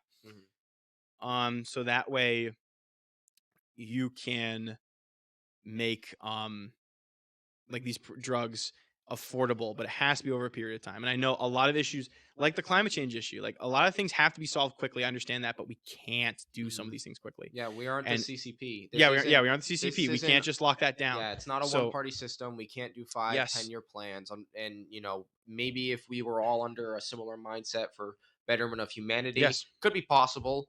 Yes, But that's but not our yes, system. but yeah, America's biggest strength of diversity of mind, diversity of character, can also be our greatest weakness sometimes. Where people are going to disagree on things, people aren't going to want to go forward on things, people are going to drag their heels and kick and scream on things. Mhm. So to have a gradual bill like that would be able to remedy some of these issues. And I definitely believe that healthcare would be benefited if we do a gradual thing like that, where we eventually get to the point where they say, listen, profit on this stuff is limited. I would definitely be open to a possible tax credit on that. Maybe, I mean, just throw out a crazy one out there, completely tax exempt on medicine making, because you're making drugs that save people's lives. You shouldn't have to pay the government in order to make a livelihood helping people, but you have that 100% markup. That could be that give and take. That Mhm. give where it's like, we're not going to charge you a single thing for taxes. CEO, whatever. We're not going to charge you anything taxes. You won't pay any taxes, but you can only make 100% of what you put into each thing. And there will have to be some kind of committee to make sure that these numbers aren't getting falsified. Yeah, that's where And there you has have to to be, be. like, yeah, and then labor unions and everything. It's going to get expensive and it's going to get messy and there's going to be issues with that. Only time will tell, and that's why I say gradual. Because if a condition gets to a really bad point and we can kind of compromise at that point, we can stop the gradual So move. But I would like to see, like, at least some kind of profit limiting on that, so that way a medicine can be affordable to the people that need it, or medical treatments can be affordable to the mhm. people who need it. That's what it ends up being all about. It ends up Hmm. being about affordability, Yeah. and it comes down to really the or longer battle between private enterprise and the public Yes, sector. that's right. That's right. Is the public sector going to provide a plan Mhm. that is sufficient, affordable, and can the people trust it? And then can the private enterprise throw enough money at the court system to make this project drag its feet or change the public perception? Right. And public perception is a big deal, especially in politics. And I use Amazon as an example a lot because there was a commercial I saw on TV, and it was all kids cut to different countries. They all speak different languages. There's subtitles all over the place. And they're all talking about you, not you specifically, Drew. Me? I know how flattered I didn't realize Amazon. our audience was that big. Jeff Bezos is a fan. Very Oh, I'm nice. not after this episode. He's not. Yeah, no, sorry, bud. I ruined our friendship. Maybe one day. Bezos, you want to come on the podcast? Hit us up. Instagram. Political Zoo. DM us. He's gonna come in on his rocket. Yeah. He's gonna crush my car. Political Zoo. Instagram. Statement. Mr. Bezos. DM us. So what I was saying about Amazon is that they had this commercial where it's all about you. You can do the thing to stop climate change. You should be thinking about this. You should I'm just a kid. You think about this. You do this. And it felt like I was being attacked, to be quite honest. And then I look at the bottom and it was paid for by Amazon and the Center for Climate Change Protection. Right. That's not the actual name of it. But the first thing was by Amazon. And it just goes to show that these massive private companies that have a hand in some of the most important political discussions of our lifetime. I mean, what's more important than the survivability of our planet? Where else we gonna go? Exactly. Yeah. Where else we gonna go? Yeah, we don't Can't go anywhere else. And I understand like the whole space race. Space race actually, like the modern space race, might actually be the subtext of that. I mean, we might have to get out of here. But through stats laws and laws of probabilities and stuff like that, with how we pollute and stuff, we would be killing, like, say we terraformed Mars within the next 30 years and we moved every human from Earth to Mars would be dying at the same rate as Earth, just in the way we do things. Yeah, it's just how it is. It's just not how it would do. We wouldn't have an equal amount of time on there. Like, it's not like, okay, well, here we're good for a couple million years. It's like, no, we wouldn't be able to do that. Something you asked me earlier was what do I think that we can do to sort of slow or kind of stop the expansive corporatism? And one thing that I implore to all of you listening to give a shot at is there are apps out there where you can measure your time on your phone. And this seems kind of weird. Why are you talking about my phone? It has to do with consumption. Our brains as humans, we love reward. And if something is really, really cool, our brain tells us, hey, this is really cool. We want more of this. I do that whenever I go shoe shopping online. Those sneaks are shoe hype, shopping online. Yeah, Literally. every time I'm like, oh, those Vans are so cool. So And I pick up a pair of Vans. And I implore people that a good way to start your revolution against consumption and overconsumption is the cell phone. Listen, I eat fast food every day. I'm notorious for eating way too much. I consume too much fast food. It's not good. That's my consumption issue. But I gave a good start to myself where I limited my consumption on my phone and I allowed myself to sort of pull away from the narratives from Twitter, from Reddit, from Facebook, from Snapchat, pull away from the views of others and allow myself room to breathe. And I found myself end up consuming a lot less, especially a lot less media. Yeah. I found myself opening myself up more to things I liked, and these things I like aren't driven by corporate profits, and I'm not consuming these momentary bits of dopamine. It's long-lasting engagement and dopamine retrieval for my brain. And it's very powerful to not have to rely on a business to get that bit in your head, especially Twitter. Twitter is awful. Like listen, dude, there are people probably listening that say, oh, screw you, I love Twitter, I'm on Twitter 24/7, I'm all up in my tweets. Listen, go ham, go be up in your tweets. But it's a constant, you scroll down, it never ends. It's ads, it's your friends, it's random people you don't know, and it's so much for our brains to Yes, handle. and they've been censoring, like Twitter especially, and this is one of our topics that we were talking about before the show aired tonight. Twitter has been censoring every account that is posting the recall audit of votes in Arizona. Um, these big tech monopolies can then decide what narratives get to the mass majority of people who use their website, and that's an issue when you kind of have a majority on like soapbox standing. You know what I mean? Like we don't have Mhm. the soapbox on the side of the road anymore. We have Twitter, and Twitter is accessible to a lot more people. Every account that's going forward and saying, "Hey, like we're going to be covering the results," is just being unlawfully Mhm. banned, and it starts to make you think, why would they ban an account? And that's something I always think. I don't know why people are so against an audit when, like, if you won, wouldn't you want an audit to rub it in everyone's face? I would say this as far as that audit Mhm, goes. Trump ran a huge campaign about trying to rally money for his PACs so that they could fund lawyers for the election audit and mhm, the election investigation. He didn't pay a single penny. He bought some like hack lawyers. They weren't even election lawyers. They were like whatever business lawyers that didn't know anything about election integrity or about polling machines. They didn't know right, right, anything. And all of that money that he raised is going toward mhm. his living expenses in Miami and it's going towards his political foundation. And none of it is going toward the actual election in the actual election investigation. And That's so scummy, I hate and, like it is yeah, scummy, like, and I'm yeah, it that brings sucks. it but let's bring it back to Twitter. If that is public knowledge that Trump is not interested in this at all, Mhm, and it really only is just a hype beast for the Republican Party to scream about in Congress, who cares? The Republicans are going to scream about critical race theory. They're going mhm, to scream about immigration. They're going to scream about anything. They're going to scream about anything. Let them go scream about the thing that's going to blow up in their face.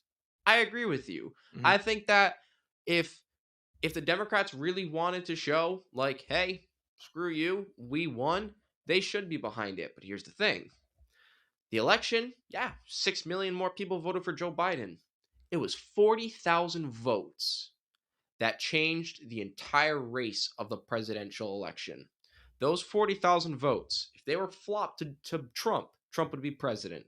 mhm. All because of the That's how elections intricacy work typically. all well, yeah, but even with 6 million more people, and obviously that's our electoral college, that's nothing new, Mhm, but it just goes to show that that that tipping point, those 40,000 people, those were the tipping point. And I think that the Democrats might be scared. They might be looking at this like we don't want this. Even if we know we won, we don't want the zeitgeist behind it. We don't want this being the head of the train and then everything else being behind it. But obviously that's no room to censor people. Well Absolutely well, say not. we'll say, like, it is this massive train of, like, we're gonna, like, audit, investigate, right? And then it happens, then it fails, right? Good. Everybody who runs that train now has to eat their words, and they look like fools All of on them. the national stage.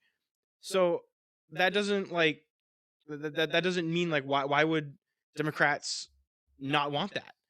If you knew it was a surefire thing, you had 100% full confidence Maybe they in, might. like, yeah, that's true. You know what I mean? Like, Yeah. yeah, that is our, like, yeah, I don't Well, of course we won Arizona. Why would want Republicans to hype it up more?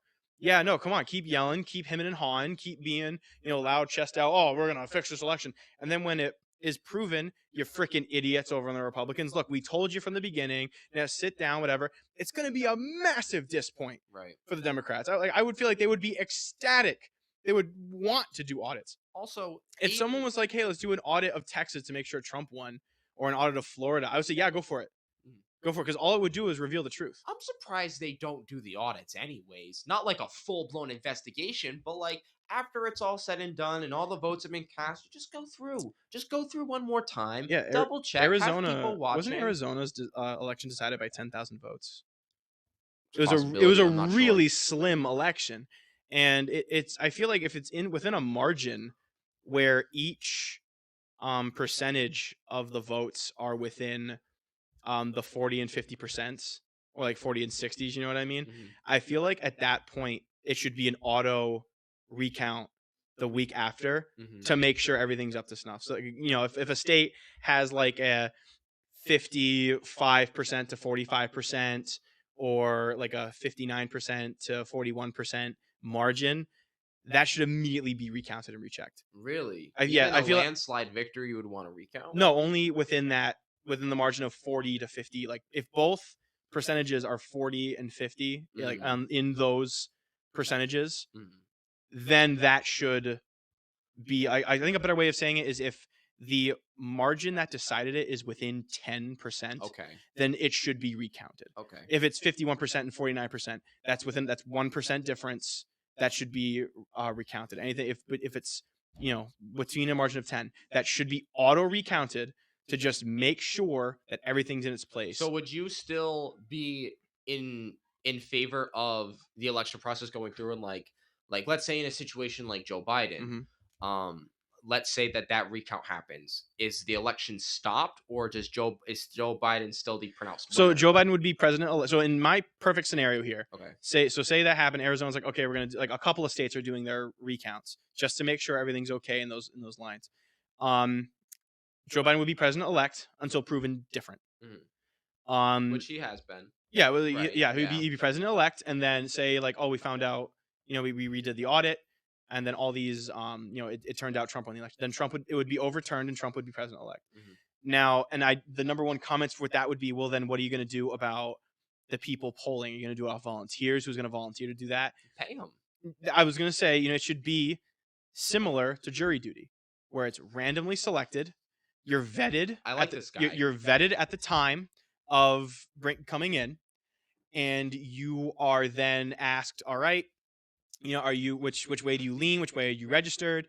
Would you take vote? Like you would do things like jury duty, and then you would then pay the salary, like the local government would then pay the salary of that person per the day that they have to miss work Right. to do this election recount. I like the idea of making it like jury Yeah, you make duty. it like jury, That's a so that way. perfect Yes. So analogy. so that way it's like it's your peers, it's a mixed bag. So that way you don't accidentally get a bunch of like pro Trump, pro Biden, like or government agents doing it, people we don't trust. It's getting the public and group of your peers to be able to do this recount. So that way it seems a lot more trusted. And it seems, because people are gonna kick and scream and say, whatever, it wasn't a real election, even if everything is proven, said and done.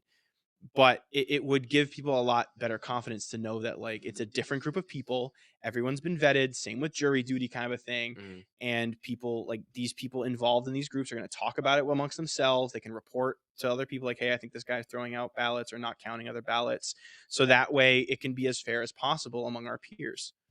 And this would only be a thing in high concentrated swing states where it can go either way. Mhm.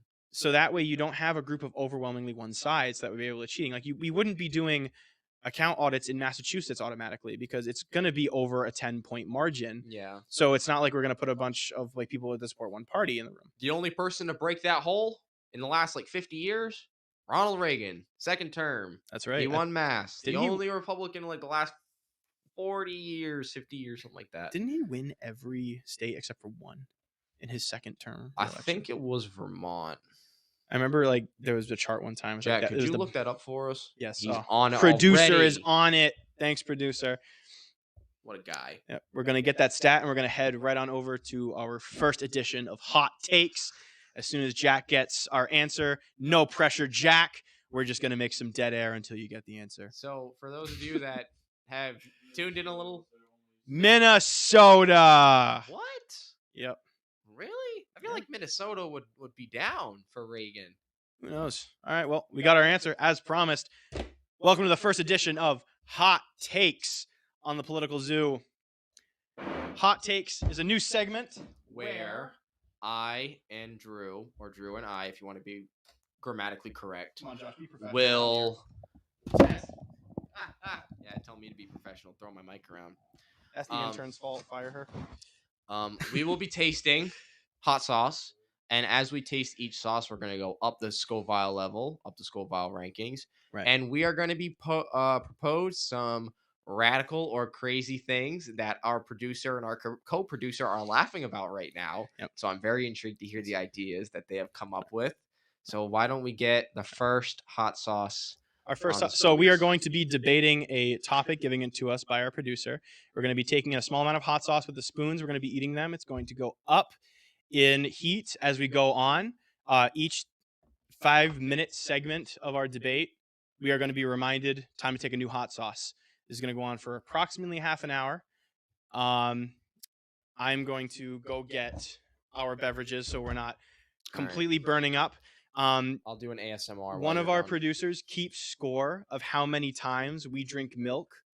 The loser will be who drinks milk the least. All right? Keep track, please. Loser is whoever drinks the least. Yes. He doesn't know my palate though. Oh, I'm sorry. The most. Correct. So I just found out about this crazy idea today, and I love it. And I hope that you guys do as well. I am tasting it with a spoon. I wish we had some chicken wings, but we were not prepared for this, and that is okay. We didn't bring the milk in here? Where are you going? My co-host is a dummy.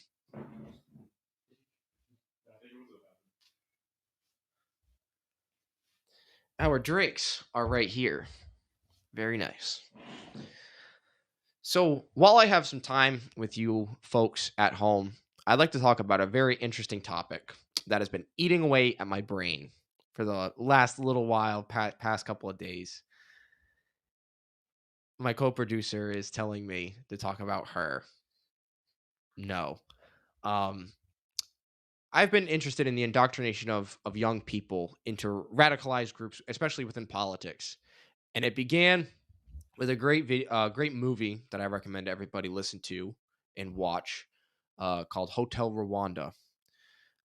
It was about a hotel in Rwanda during the crisis in which the Hutu rebels had taken control of the military and had tried to attack some Tutsi, which are Rwandans. I'm just talking about indoctrination of young They're people. already here. What the heck? Yeah, they brought them in earlier. Wow, our intern's so good. Hotel Their job. Rwanda, just watch it. Doesn't even matter what I say. Hotel Rwanda is just a great movie. You should watch it. Alrighty, is this the first hot sauce? Yeah. May I see the bottle so I can explain what it is? No. So this is a habanero hot sauce from the brand Aztec's Revenge, Mexican-style hot sauce to commemorate the god of fire. Cheers. What is our topic today? Well, we're about to find out. Alrighty. Ding. Our producer will read the topic.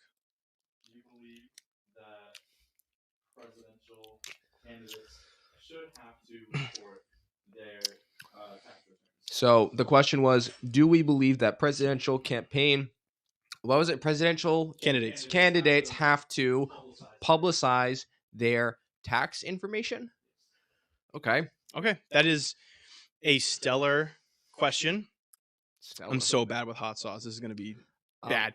I would actually, I would say yes on that matter, because in order to be a leader of the people, you shouldn't be someone who leads from on high. You should be someone who leads on the front. Mhm. In order to do that, you need to be treated the same as every American. It was a big deal during the Trump administration to get his tax returns out. And when his tax return came out, I found out he was paying more than everybody else. Paying more than Sanders. He was paying more. No, dude. He was paying Jack, more. can you fact check that, please? Can you fact check Trump's tax returns, dude? I'm pretty sure he paid like $300 in taxes one year. So the way that works. Yeah, I didn't think so. I'm pretty sure they had leaks, but I didn't think that it was made public. Rachel Maddow was on TV and she got all like, we have the returns, and then she read them. Oh yeah, we have the returns, and it became a whole thing where she went on without Rachel pre-reading. Maddow. Let's see what she's got to say. So when that $300 thing came up, that's actually a really good way to bring up how taxes work when you're with businesses. Mhm. When you're with businesses, the United States government wants to keep your businesses afloat more than like other countries care to, because our big thing in America is our economy. Mm-hmm. So our economy relies on these businesses to flow. So when oh my goodness, this hot sauce is killing me. I can barely think. Drink some milk, Drew. No.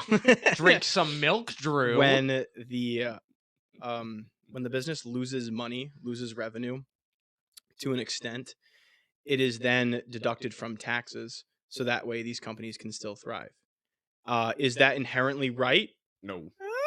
I would say no. Yeah, because you can just a perfect example of a loophole to what you just said Mhm. is especially in movie production, where your taxes are based off of your profits. Your profits are obviously based off of your expenses, and if you just so happen to get the top costume designer in your vertical integrated company Mhm. at, let's say, like Disney or something, and you pay $2 million in costume Mhm. budget, you might actually only be paying $50,000 in costumes, but the Right. rest of it is just salaries and exorbitant salaries. And most of it is trying to avoid taxes. They're trying to make it seem like, oh, our expenses are a lot higher.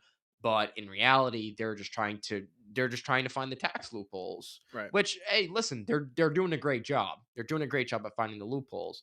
But those loopholes existing is very damaging to our economy because we can't set up solid infrastructure, Mhm. or we have to debate about how much money we can eke out of the rock of our Right. massive economy to provide infrastructure so Right. that our companies, especially small businesses, can thrive. This has to be some kind of case by case basis, because I agree with that not being able, like, we shouldn't have to, as taxpayers, be supporting these big businesses even if we don't buy there Right. with their losses. Say they lose from irresponsibility, say they lose from making bad choices. Mhm. Why is it on us to fix it? But on the flip side of that, what if it's a local business that won't be able to stay afloat? There has to be a closing of the loophole to where people will then go forward to say, So, just an FYI, um, our producer is looking at W-2 forms. He's in this. He has reached a nice. rabbit hole. We do not know where he is. Has it been 5 minutes since we've taken? It has been It 5 has been minutes. 5 minutes. We are going to move on to the next hot sauce. While he gets that ready, really quick, yes, I do believe that campaign, especially for presidential candidates, I think for the House and Senate as well, you should be releasing your tax info. Yes. I think the fact that we should be knowing who's paying into the system that they're Yes. representing is important. Yes, and I feel like it should affect eligibility and ineligibility of receiving a public office Yeah. if you're not pulling your fair share Yeah, because it has as to a do. leader. Yeah, we can't have someone who's manipulating the system to be in charge of the system. Yeah, it has to do with conflict of interest. Your Exactly. interest is to preserve your income by any means necessary, especially in tax form. Damn, that's a lot. And the But interest that of one's the your life. people is to make sure that we have things so that we can have a That about even. growing economy and growing wealth for our families and our communities. So this hot sauce, second hot sauce on the ladder, is nuclear waste Ugh. from Mike's Hot Sauce. This tastes like a cigar. This smells like a cigar. All right, cheers, friend. To cigars. To cigars. That's chunky. Oh, it tastes like a cigar. Oh, that's disgusting. Drink some milk. All right. Hey, listen. If you want it out of your system, you should drink some milk, Don't Josh. play my games. Jack, what's our next hot take? Next hot take. Do you believe that government using private enterprise companies such as Google and Facebook, using their information is violating the Fourth Amendment? Do we believe that the government using Google, Facebook, and other tech companies for their data, for our data, is a violation of the Fourth Amendment?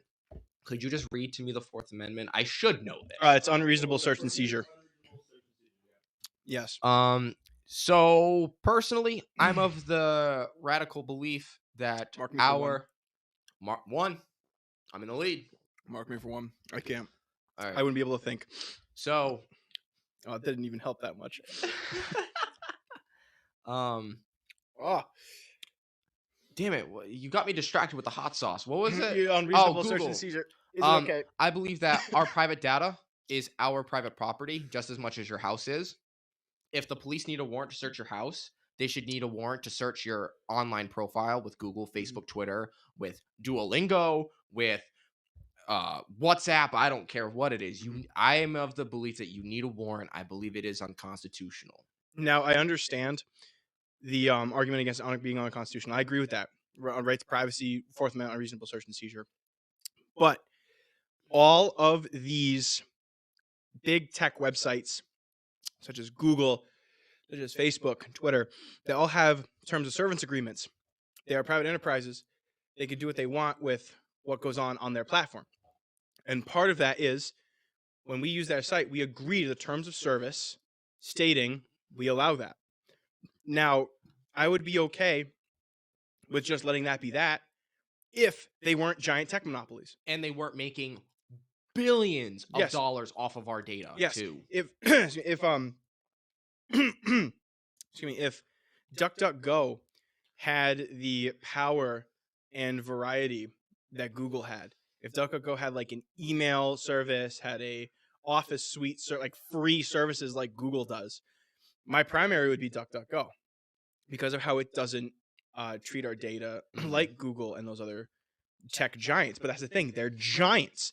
They are monopolized to the point where we do have to step in and regulate it. Either regulate them in monopoly status, which is impossible. What are we going to do? Say there can only be this amount of Twitter users? We're going to start deleting accounts? No, yeah. Or we have to then put in, say, hey, you can't be giving data to a certain extent. And you'll and see like every, government officials will talk about this all the time, but anybody who works for the government will never stand up for you for your right to not have your data looked at, because it's data then for them. Mm-hmm. Once they get there, they are the ones looking at the data. They'll never not want to. Yeah. Especially when Mhm.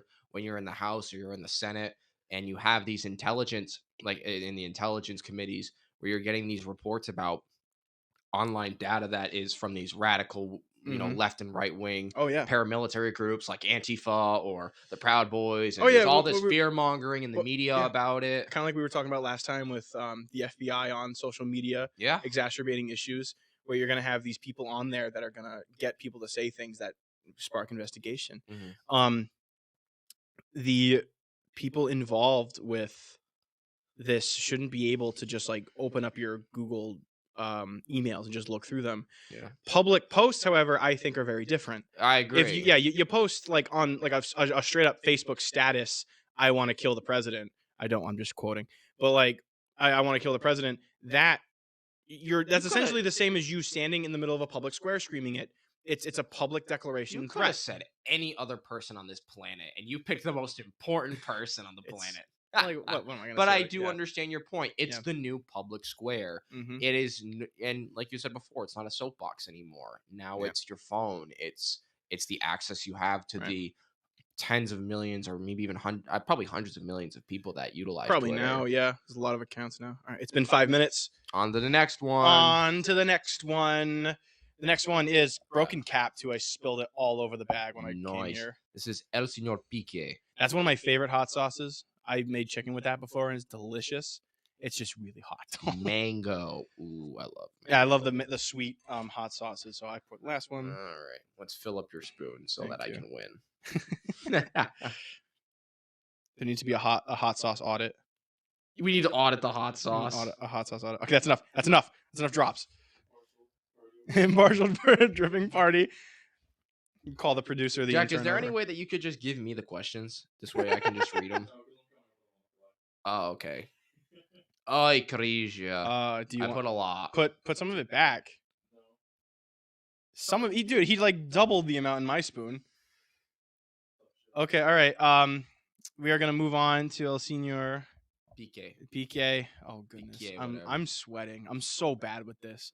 Okay, I sweat under my eyelids. I'm we not have- crying. I'm We have sweating. 17 minutes until the eviction moratorium ends. Alrighty. Cheers. Cheers, everyone. Oh my god. I don't want to do it. I don't want to do it. Dad, please, I don't want to do it. For the people. It's sweet. Kind of tastes like rubbing alcohol, but it's sweet. Oh, I can see what you mean by the rubbing alcohol. It is sweet though. It's mango rubbing alcohol. Might have went bad because the cap's kind of broken. Air might have got at it. You're gonna get me sick. You're gonna kill me. I ate it with you. Yeah, but you probably have a better All right, tolerance to this stuff. all right, Okay. producer. We'd like our next topic, please. Do we believe there needs to be a reform to the electoral college? That's I a would great say question. yes. I would say no. Okay, we have a disagreement. All right. I heard a radical idea Mm-hmm. in the founding of the country. The idea was for the electoral college to represent around 30,000 people each. At this point now, the representation within the electoral college is incredibly the spectrum is wide. Mhm. You have some states that have as much power as larger states, even though they have a third of the population, which is the intent, but the representation within the districts is skewed because of Mhm. the limited number of districts, because of the limited number of House and Senate seats. So I saw this crazy idea where we reformed the electoral college for each district to represent 30,000 people exactly. And we use this with technological data as well as like specific tracking data that you can use. Like Mhm. L2 tracking is an online private company you can utilize for data and things like that. I've used it for political campaigns and researching campaigns, even Mhm. in my local neighborhood.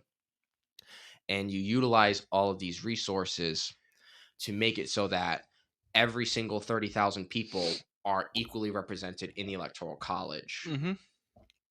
Per representative. So But you would end up having like 900 reps. I was gonna And it say would yeah, that. fluctuate with the population of the country.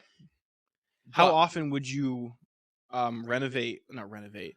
census every 10 Every years 10 years, you for the would then census. recount the amount of people in the state and Yep, figure just it like out. the census, they use the census data now for redistricting, and it would be the Okay. same deal. But instead of having districts, having to fill a certain area of land, and so that all of the districts are, made up within the state, it would make it so that the state is now a big pie, and you have to slice the pie by Yeah. people So rather than I land. I disagree with that on the principle of why the electoral college was made in the first place. Mhm. It was to make sure that through this grand compromise of a Senate and a House with the electoral college installed in that as well, that the smaller states can then have a voice alongside these bigger states. Right now, the proportions I would say are in the favor of these small states, but not by as big of a margin to the point where we need a full rework of the electoral college. If we do the 30,000 thing, it would be as if we are just doing a popular vote. It would give big states more power because in California it would go from its like 50 electoral college. It's 50 in California, right? Oh, Yeah, producer. yeah, with the, I mean, I don't know. What? How many electoral seats does California have? I think it's 50. I think it's 50. I just want to make sure. But the whole point of it is now, Yes. okay, so now this is another reform that has to be put in place. Mhm. The whole idea of state electoral votes needs to die. What do you mean state electoral votes? So the way it works right now is that California has the 50 electoral votes, 55. 55 electoral Even votes. bigger. I'm not sure if this is California's exact rule, but a lot of states have this where the electoral college votes are counted, and then whoever wins the state gets all the votes. So it's Mhm. not like Trump gets 10 districts, Biden gets 45, and then those are the electoral. No, all 55 go to Biden. That needs to end, in my opinion, because it turns districts that are purple or switching, or even a district like ours, that even in a liberal state, we have a large population of, centrist conservatives. Mhm. And so if you remove the state electoral the large sum being thrown at the winner of the state, you stop that and you start making it now more about the individual districts. So now the idea of bigger states or smaller states, there's no such thing. It's just districts, each one with 30,000 people in it. So Obviously this is radical, and this would right. this would take decades to It implement, it brings up and it probably will never be well, implemented. it brings up the issue of gerrymandering Oh and yeah. of separating these districts and making it so that way it's easier for certain candidates to win certain states. Both parties have done it. It's something that I'm very disagreeing with because it's tampering with a free election. Mhm. Um, at a base level, we need to have like the winner take all system still. I'm okay with a compromise to kind of make either like seal up the gerrymandering loophole or make it so that way the counties are like similar, Mhm. but we can't just like I said earlier, we can't just straight do things by population because Yeah. then it's essentially just circumventing the electoral college. The whole purpose is so that way these smaller states then can have a say because you have states with large populations and tight population densities like in cities are Mhm. always going to vote left. You have states not that have always. they It depends on the population. I mean, if you're in cities a always vote. if you're Cities vote if like you're on in the a whole. if you're in a southern metro like in Texas and you have like a large concentration of Catholic Mexicans that have, probably legally or even illegally immigrated into the country, Mhm. it's still like Catholicism has a lot of conservative mindsets behind it, It and does, it has a but large following within the Republican Party as well. a vast amount of those places that have high conservative, high Catholic values are rural areas. You ever There's been not to San Antonio? We should go not one a day. long time. It's a really great But place. they usually vote toward that way, just on the whole. Typically, Yeah. like you have California will never flip red. Yeah, and or Massachusetts will never flip yeah. red. This New England area is super tough to get red. So you have these states that are like every year consistently voting for one party. The whole point of electoral college is to make it so that way these small states that constantly flip, that have populations that aren't decided just based on like because they live in California they have to vote. So I'm like, oh, I'm from Ohio, I have to vote this.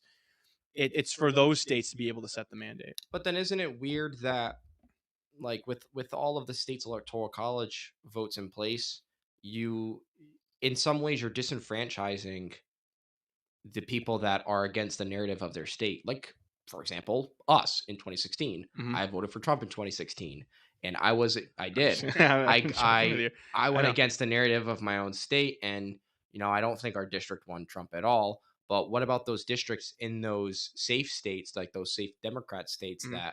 that do go red, and what happens to their voice within their state? And that's where it gets weird, because then it's all about states. Now we're seeing concentrations of political influence within each state, and now states are conflicting with each other because of the political implications of each state house, and it feels very not like a cohesion, but more of a fighting. And I think we have to go on Yes, to our and it next has topic. been 5 minutes since our last topic.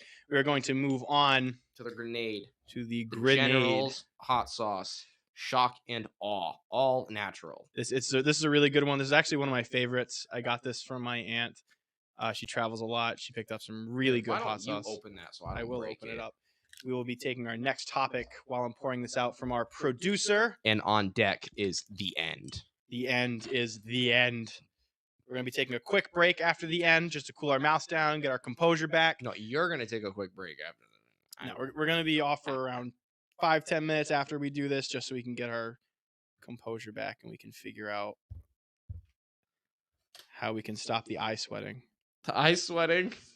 It's a 'Cause very intricate way to say crying, Drew. I'm genuinely sweating under my eyes. Okay, that about equal. Okay. So- 8 minutes. Hold on, let me seal this up so I don't knock it over. Oh, that'd be terrible. I'm gonna seal it up. I never thought I'd be doing hot sauce tastings with my buddy on a camera. The things you end up doing when you're 24. That's great. What a great year. Alrighty, everyone. Cheers. Cheers. And what is our next topic? All right, next topic is going to be about religious freedom, and do we think that the government has conflict with religion? Do we think the government has conflict with religion? In today? Too much. I think the influence of the church has morphed itself from just being ideological into PACs and political organizations. Now, churches can just funnel money into the PACs just like mega corporations can. They can use that money to influence legislation, religious implications. Sorry, just real quick. Have a lot to do with Supreme Court appointees. There was this whole thing about the most recent appointee by Trump, the woman. I forgot her name, unfortunately. I should know. Amy Barrett. Amy Coney Barrett. Karen Boyd, yep. Why don't you drink some milk, Drew? I might bow to. Yeah, you might bat to. Stone cold and fierce. My poor friend. We need an audit on Josh's hot sauce intake. My taste buds have died a long time ago. We're going for 2. Yeah, I think that the church has influenced politics a lot, but it's they're using the apparatus that is in place that is used by other forms of institutional power. Which churches are doing that? Who knows? Because there are whole packs. So, like, give me a favor. look up Catholic Political Action Committee or Because Catholic PAC. Because big churches, you can throw an arrow at a dart on the map and you'll find them. so churches run off of donations. That didn't help. They run off of donations. So if they use that money toward that, they have to be churches with money to sling around.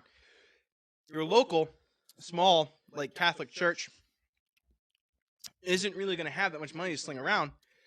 Just like a small business might, Yeah. like a small local business. I think this is more along the lines of like wealthy influencers within religion, within religious institutions that are wealthy and have the resources to give to PACs. Right. Like very, it's not like, like it's not high like attendance city churches. It's not like Saint Mary's Church down the street that's ran by Pastor John is going to throw $20,000 at a political action committee, but it has to do a lot with wealthy individuals and the amount of influence they want to project. Right. Just on the basis of if religion has too much. You have two, by the way. You have 2 drinks of milk. I had 2 sips. Yeah. All right, I'm going for one. Okay. There's score on the board, baby. This country was founded on religious ideology of Christian, the faith of the Christian faith. A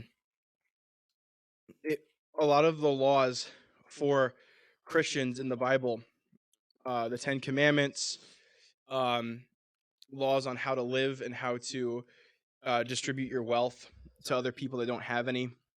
Those are all laws that were made to like carry over to this country when the settlers first came.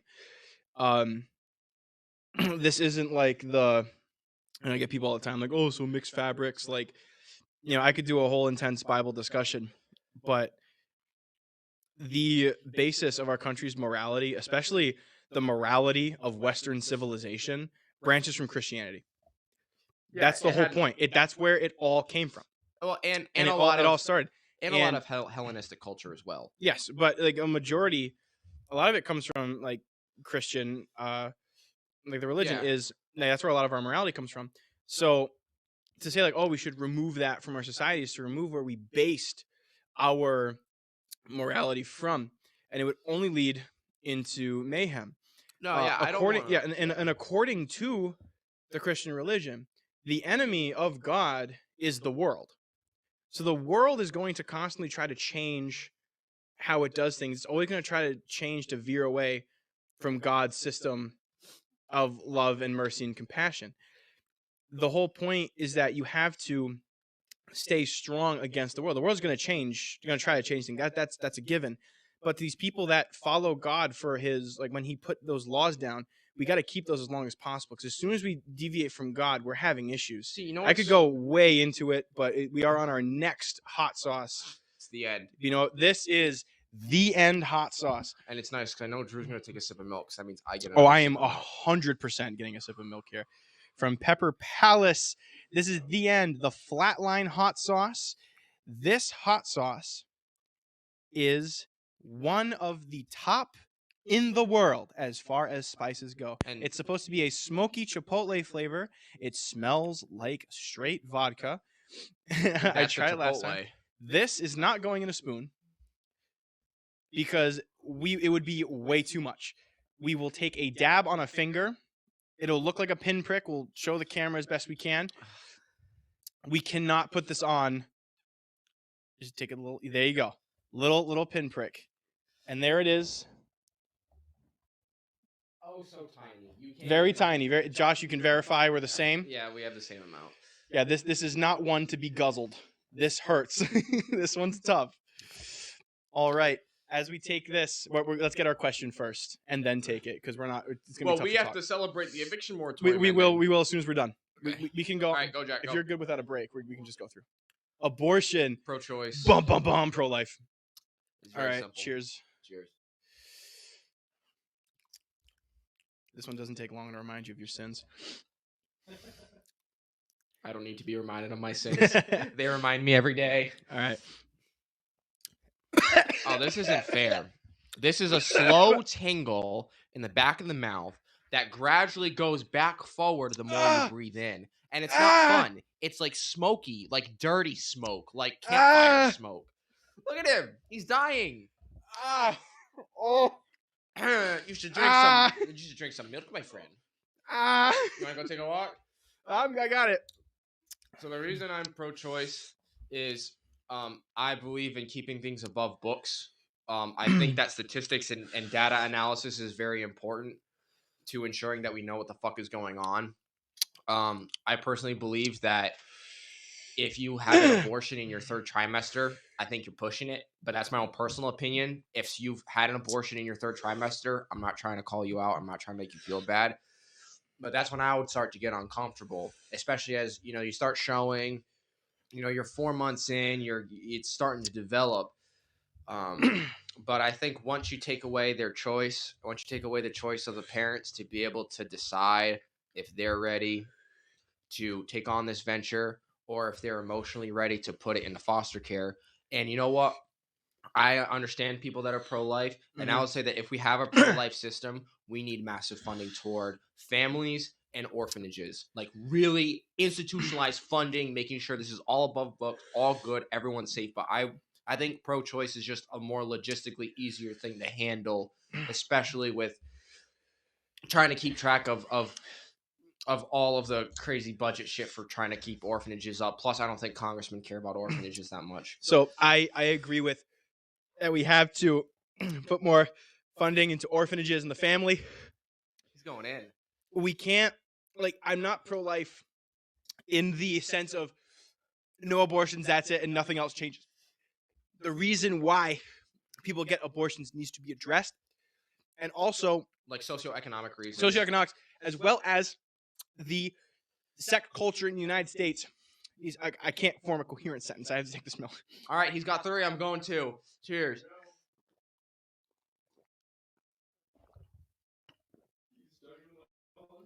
I heard 5 gulps right there.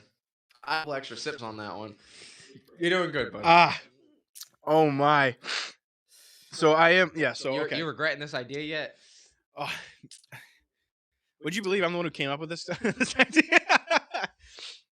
So being pro-life, there are other things that has to change. It's not just let's just make abortions illegal and that's that. There we go. Goodbye. Mm-hmm. There are other things that has to change. Families need to receive either help. Careful touching your eyes. Yes, I'm making sure. I'm only going for the forehead because I'm sweating. Thank you. We got tissues on deck, baby. Oh my gosh. I'll borrow one. Tati, could you give me some more milk, please? I forfeit. I concede. Yes! Tati, could you please give me some more milk? I'm going to die. Other things. We'd like to thank our lovely co-producer, Tatiana, my wonderful girlfriend. Can I get another tissue?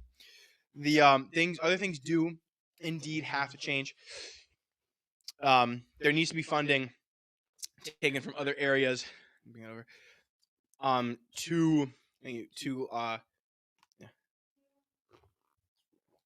To give these families the ability to step up, and to be able to raise a family. One of the biggest issues I feel like with abortion, though, is America's sex culture, where we don't see sex as an intimate act between a husband and wife anymore. Mm-hmm. We're pulling away from the Judeo-Christian value of sex, and we're getting into a more open form of culture. We see it as a fun thing to do with people you like. Yeah. And but the thing that the reason why sex feels good, the whole thing about sex is because you're making more. You're supposed to be able to multiply, and it God would program us. It's a reward mechanism. Yeah, God would give us that, but we're taking it to the point where it's starting to damage society if we take it outside of marriage. That's why there's a vast amount of abortions are because people are unmarried or they have a career to focus on or whatever.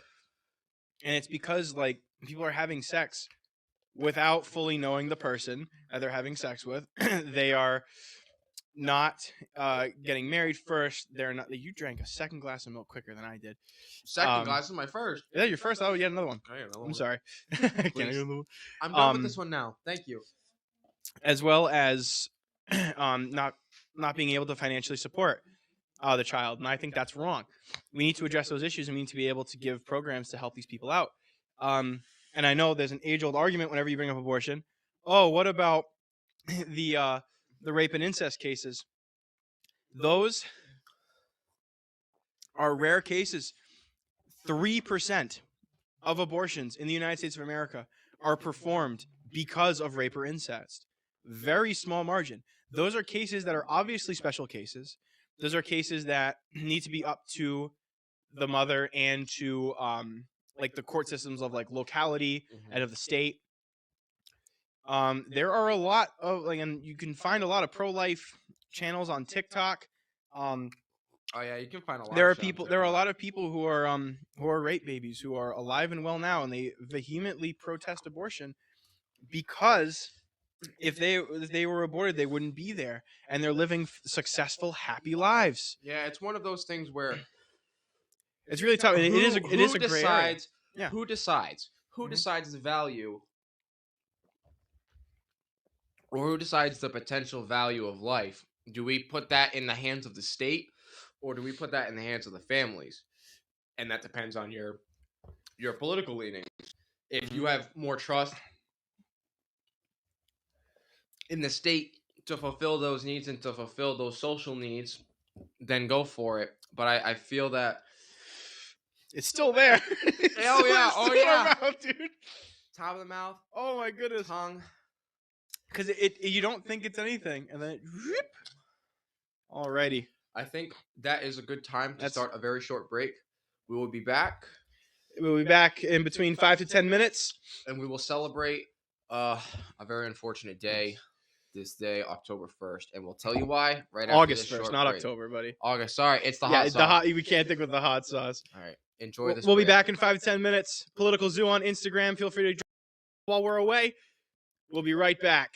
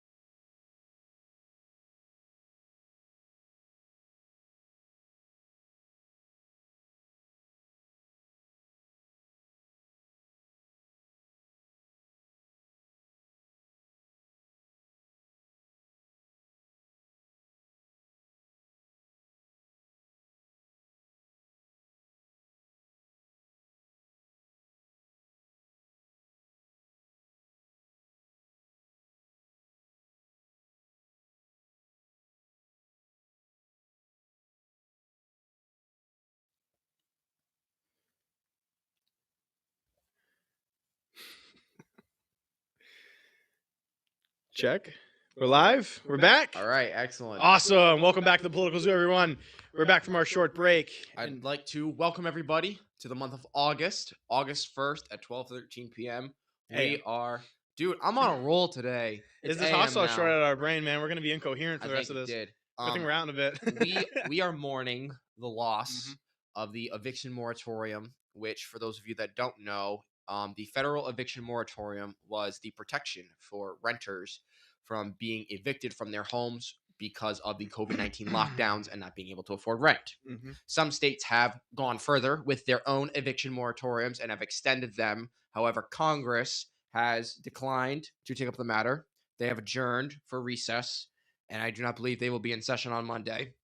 So we made Jello shots, or I should say we had Jello shots. We had some left over. This is for all the people that were helped from the eviction moratorium. To you guys, cheers.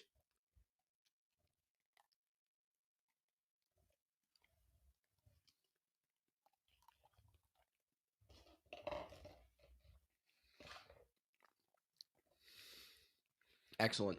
Very nice. And the reason I care so much about this is because with something like COVID-19 and the still ongoing effects economically, sociologically, and politically of COVID-19, we are still in this transition period. And not everyone has transferred. Not everyone has transitioned from the old world to the new, to this new normal that we are now living in, especially when it comes to inequality and technology, access to internet. We saw with Zoom, with Google Classroom, education budgets had to be manipulated so that they could fit in massive amounts of technology budgets so that young kids could learn how to use Chromebooks so that they could learn from home. And just imagining the idea that, because I taught first grade for a few months, I filled in for a teacher that got sick and retired. And I couldn't imagine the distraughtness I would feel, if that's even a word. I made up a new word because of how terrible I would feel if I found out that one of my students was living on the street because they couldn't pay the rent because their parents couldn't work. That would just break my heart. And it's something that, people are not food secure either. I mean, the eviction moratorium is just one thing, and we're not, that's not even mentioning the amount of money that had to be a part of food stamps, which I remember there was also some other parts of this too, I believe.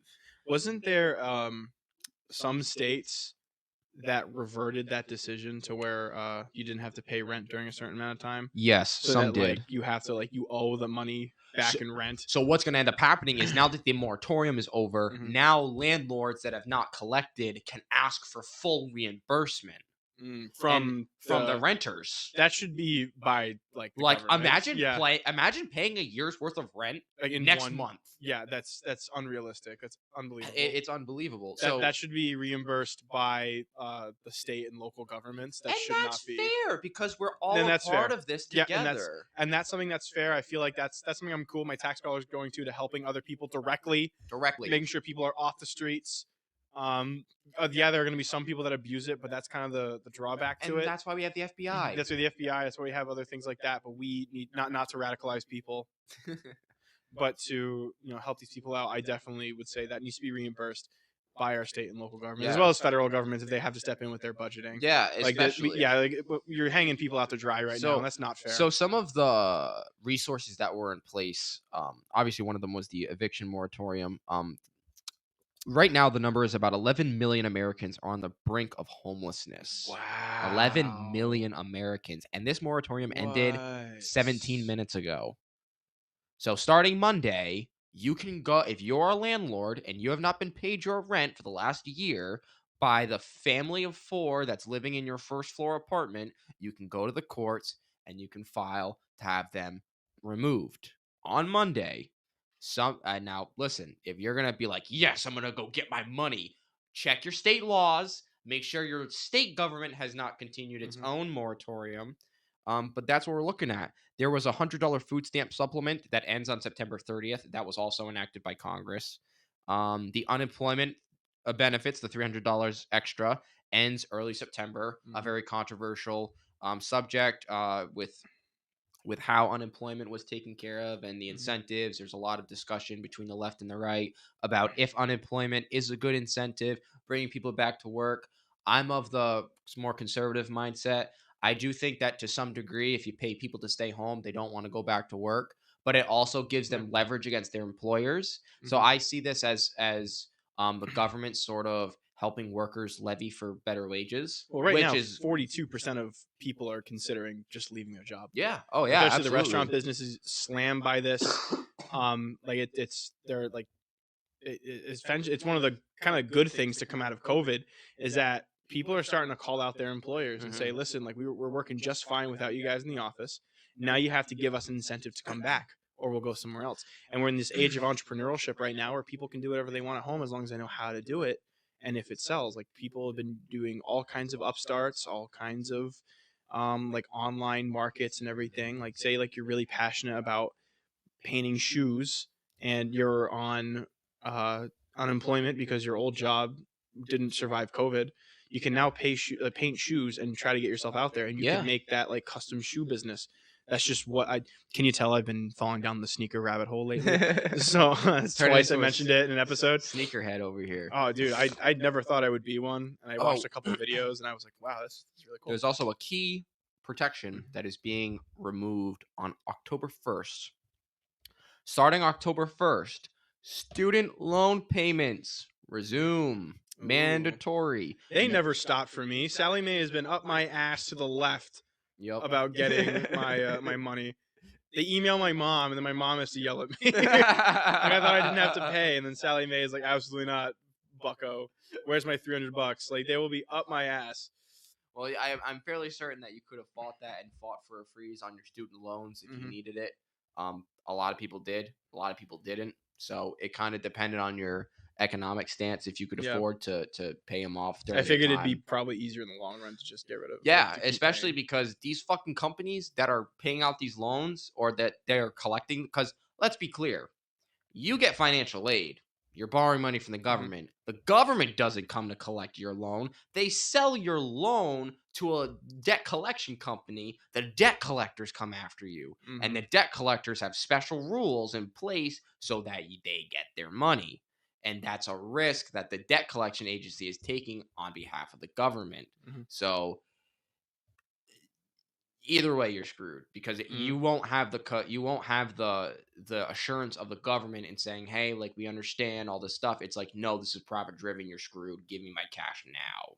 And that starts October 1st for all of the college students that still are trying to figure out if we're even going to be in person Is that come going? September. Yeah, is that going to be like the homeowner thing and the homeowner the renters thing where they can ask for everything for the past year right up front?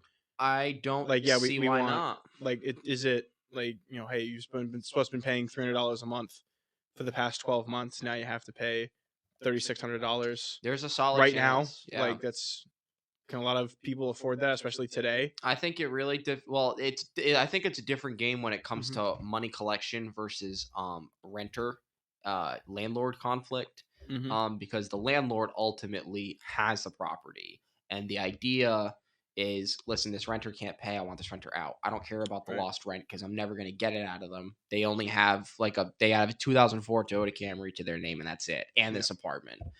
And the idea is just get somebody in that can pay. When it comes to debt collection, it's different because now you are on that, person where all they have is a 2004 Toyota Camry and you got to get every single penny out of them to Mhm. pay off that debt. That's a debt you can't forgive, even though Biden can forgive all student loan debt if he wanted to.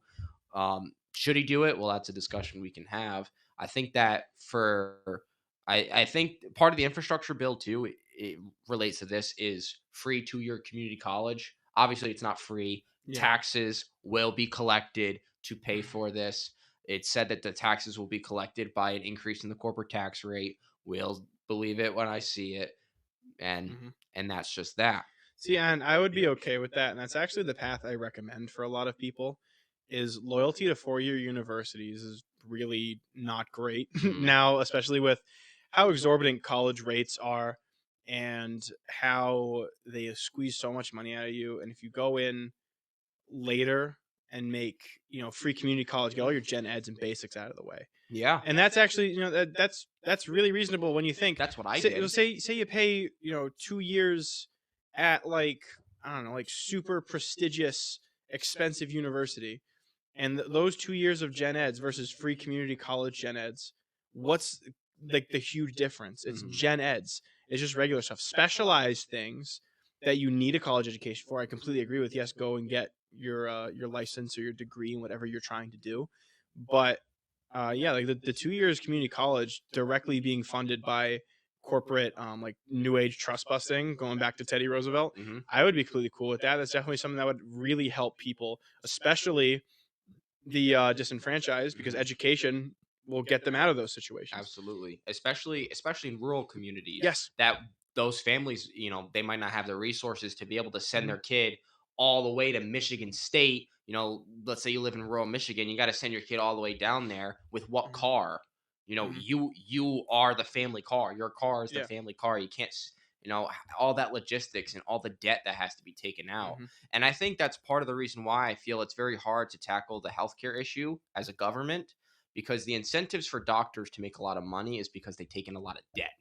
And that's what encourages them to specialize. Like if you're a family care doctor, you're not making nearly as much money if you specialized in like a specific medicine or a specific trade within the medical industry to where now you're a specialist. Yeah.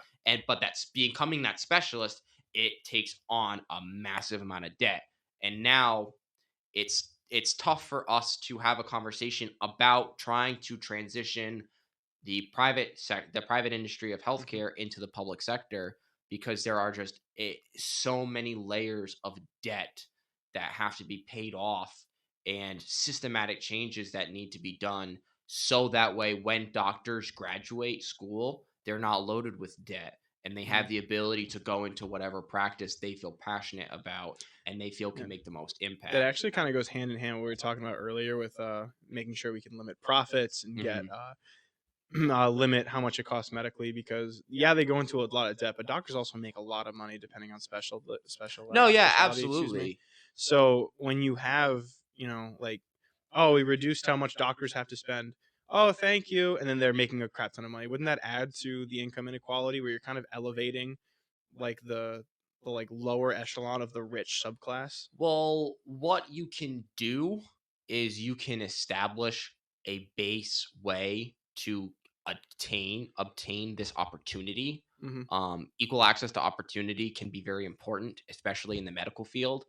And if you can make it so that it's not just middle and upper class kids that are getting into these doctorate schools, Hmm. and so that and opening it to all different types of people, making sure that if you want to do this and you've got the grades, it's not about the money, it's not about the debt, it's just about you. And it's about what you're willing to put into this and what you're willing to get out of it as well. Hmm. And that is just straight up meritocracy. What you're willing to put in is Hmm. what you'll get out. Yeah. And I think that that can be incredibly positive. And if we have to make a trade off and say, hey, listen, you have a private practice, you make this amount of money, but you have a lot of debt. What if we wiped your debt? We'll give you a salary, but it's a little less than what you'll make now. You'll have no debt, you'll have a clean salary, which is a radical idea. Paying private doctors a salary as part of like a national healthcare service, that's Hmm. very radical. I end up seeing a situation in the US where it's a public health insurance. It's the only health insurance in the country. It's Hmm. just the government health insurance, and they regulate and they can negotiate prices. But I see a very odd future where we have a national healthcare system I in was gonna say America. that's kind of, I don't know if I like that. Um, Well, I'm saying that's like the yeah, most radical form I can yeah, see us going because is a national I like insurance. the idea that like if you make more money, you should be able to buy better insurance on just the pretense of capitalism. Like fundamentally, like the whole point of capitalism is like if you put more into society, you get more money out. Mhm. That's why certain jobs pay more than others. That's just a fundamental of capitalism. So if I put more in, technically, I'm just saying technicality, technically I am more valuable to society as Mhm. I put more value into it. Therefore I should be entitled to a higher tier of care if I should choose to accept that. Mhm. Now, like, that's not me saying that, like, poor people are worthless and we should kill them. That's Obviously. not what I'm Yeah. saying. Obviously, let's not put words in Radical. my mouth. But I am saying, like, fundamentally, like, I feel like that should still be an established thing, as like, someone who has no drive to put in a lot from society, who mostly leeches from society, Mhm. shouldn't have, like, as extensive a care option as someone who's like a doctor, like a heart surgeon who saves lives every day for a living. Well, it's You know what I mean? interesting. It's well because you get into the point where okay, you have two people on the surgical table. You Hmm. got the heart surgeon, and you've got that broke dude that leeches off of society, Hmm. and now you have two lives on a table. And should there be a pick of who lives and who dies Hmm. based on income?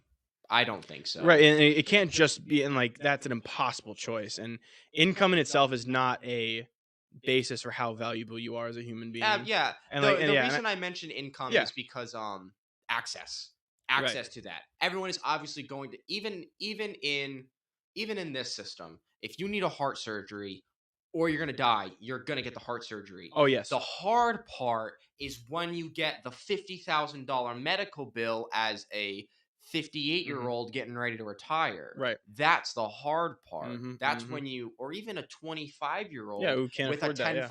$10,000 medical debt because you got into a crazy accident and you're in between jobs, you don't have insurance because Yeah. and that's another thing, like we tie our health insurance to our businesses.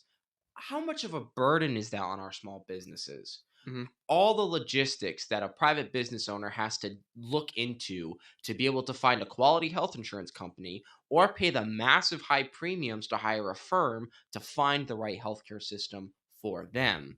Either way, small businesses lose in the end. And those are the kind of people I want to empower as well. Like, those are super valuable to society. They help out all local economies. They're Mhm. great to go against these corporations. Like, I love the small business. I always try to, like, shop local before I go on to Amazon or eBay Yeah. or anywhere online. I always try to say, "Oh, is it that far of a drive? Can I make it there? Well, Who owns the you place?" know what's an interesting development is the rise of ghost kitchens. Ghost kitchens. Oh, you don't know. Is it like So, spooky? very spooky. Very scary. So, a ghost kitchen is think of a restaurant. Think Hmm. like Chili's. I love Chili's. Great Hi, restaurant. welcome to Not Chili's. Rest in sponsored. peace. Not sponsored, but great margaritas. Yes, very good Excellent margaritas. margaritas. We should get those for next episode. So let's say in Chili's, in the Mhm. Chili's kitchen, there's some extra space, and the Chili's franchise owner says, "Man, I could make money off of that." So they rent out that kitchen space to entrepreneurs. They use that kitchen space for a DoorDash food company. Like they make a company on DoorDash where you can pick up food, you go to the Oh, like, Chili's. it's just wings. Yeah, exactly. Just like it's Just Wings, Oh, literally okay. out of the So Chili's. that's how that works. That's how that works. Because I've eaten from It's Just Wings Because before. there was a documentary by Vice, and man, do I tell you, you can find some gems on Vice. Dude, Vice is such a mixed bag. It is. Because they make so many cool documentaries, and then they make, like, documentaries on how, like, air conditioning is sexist. Like, Yeah, okay, listen, that's a great. When they get into race and sex, because it's such a controversial, well, not controversial, but I mean, it is. Talking about these It is things, it's controversial, still I would say. controversial. And so it can be really put off when you're saying things as factual as, I don't have a specific example, but when it's a conversation still and you're stating it as fact, it seems very disingenuous. Mhm. You know what I mean? But but anyways, so back to Vice, they had a documentary about this Chinese restaurant called Wok Wok in New York City. They had 7 different ghost kitchens running out of their kitchen, and That's a sick it name was for a one restaurant, guy. though. It is Walk Walk, that's awesome. That's so smart. and it was all one guy. It was Mhm. one guy that made different accounts and he makes different menus. And the Vice guy asked him, like, "Do you plan on opening more ghost kitchens in here?" And he's like, "Yeah, probably." And of course, he had a very thick Asian accent. I'm not sure which country he was from, unfortunately. But he was just like, "Yeah, of course I am. I have to change the menu. I have to check things. I don't want things to be repetitive, but I want Mhm. people to come in and test local cuisine." And he's experimenting that through DoorDash and having like Mhm. 5 different restaurants from one establishment. That is a very interesting way that these massive tech companies are getting involved in local businesses and Right. literally platforming local Yes, businesses.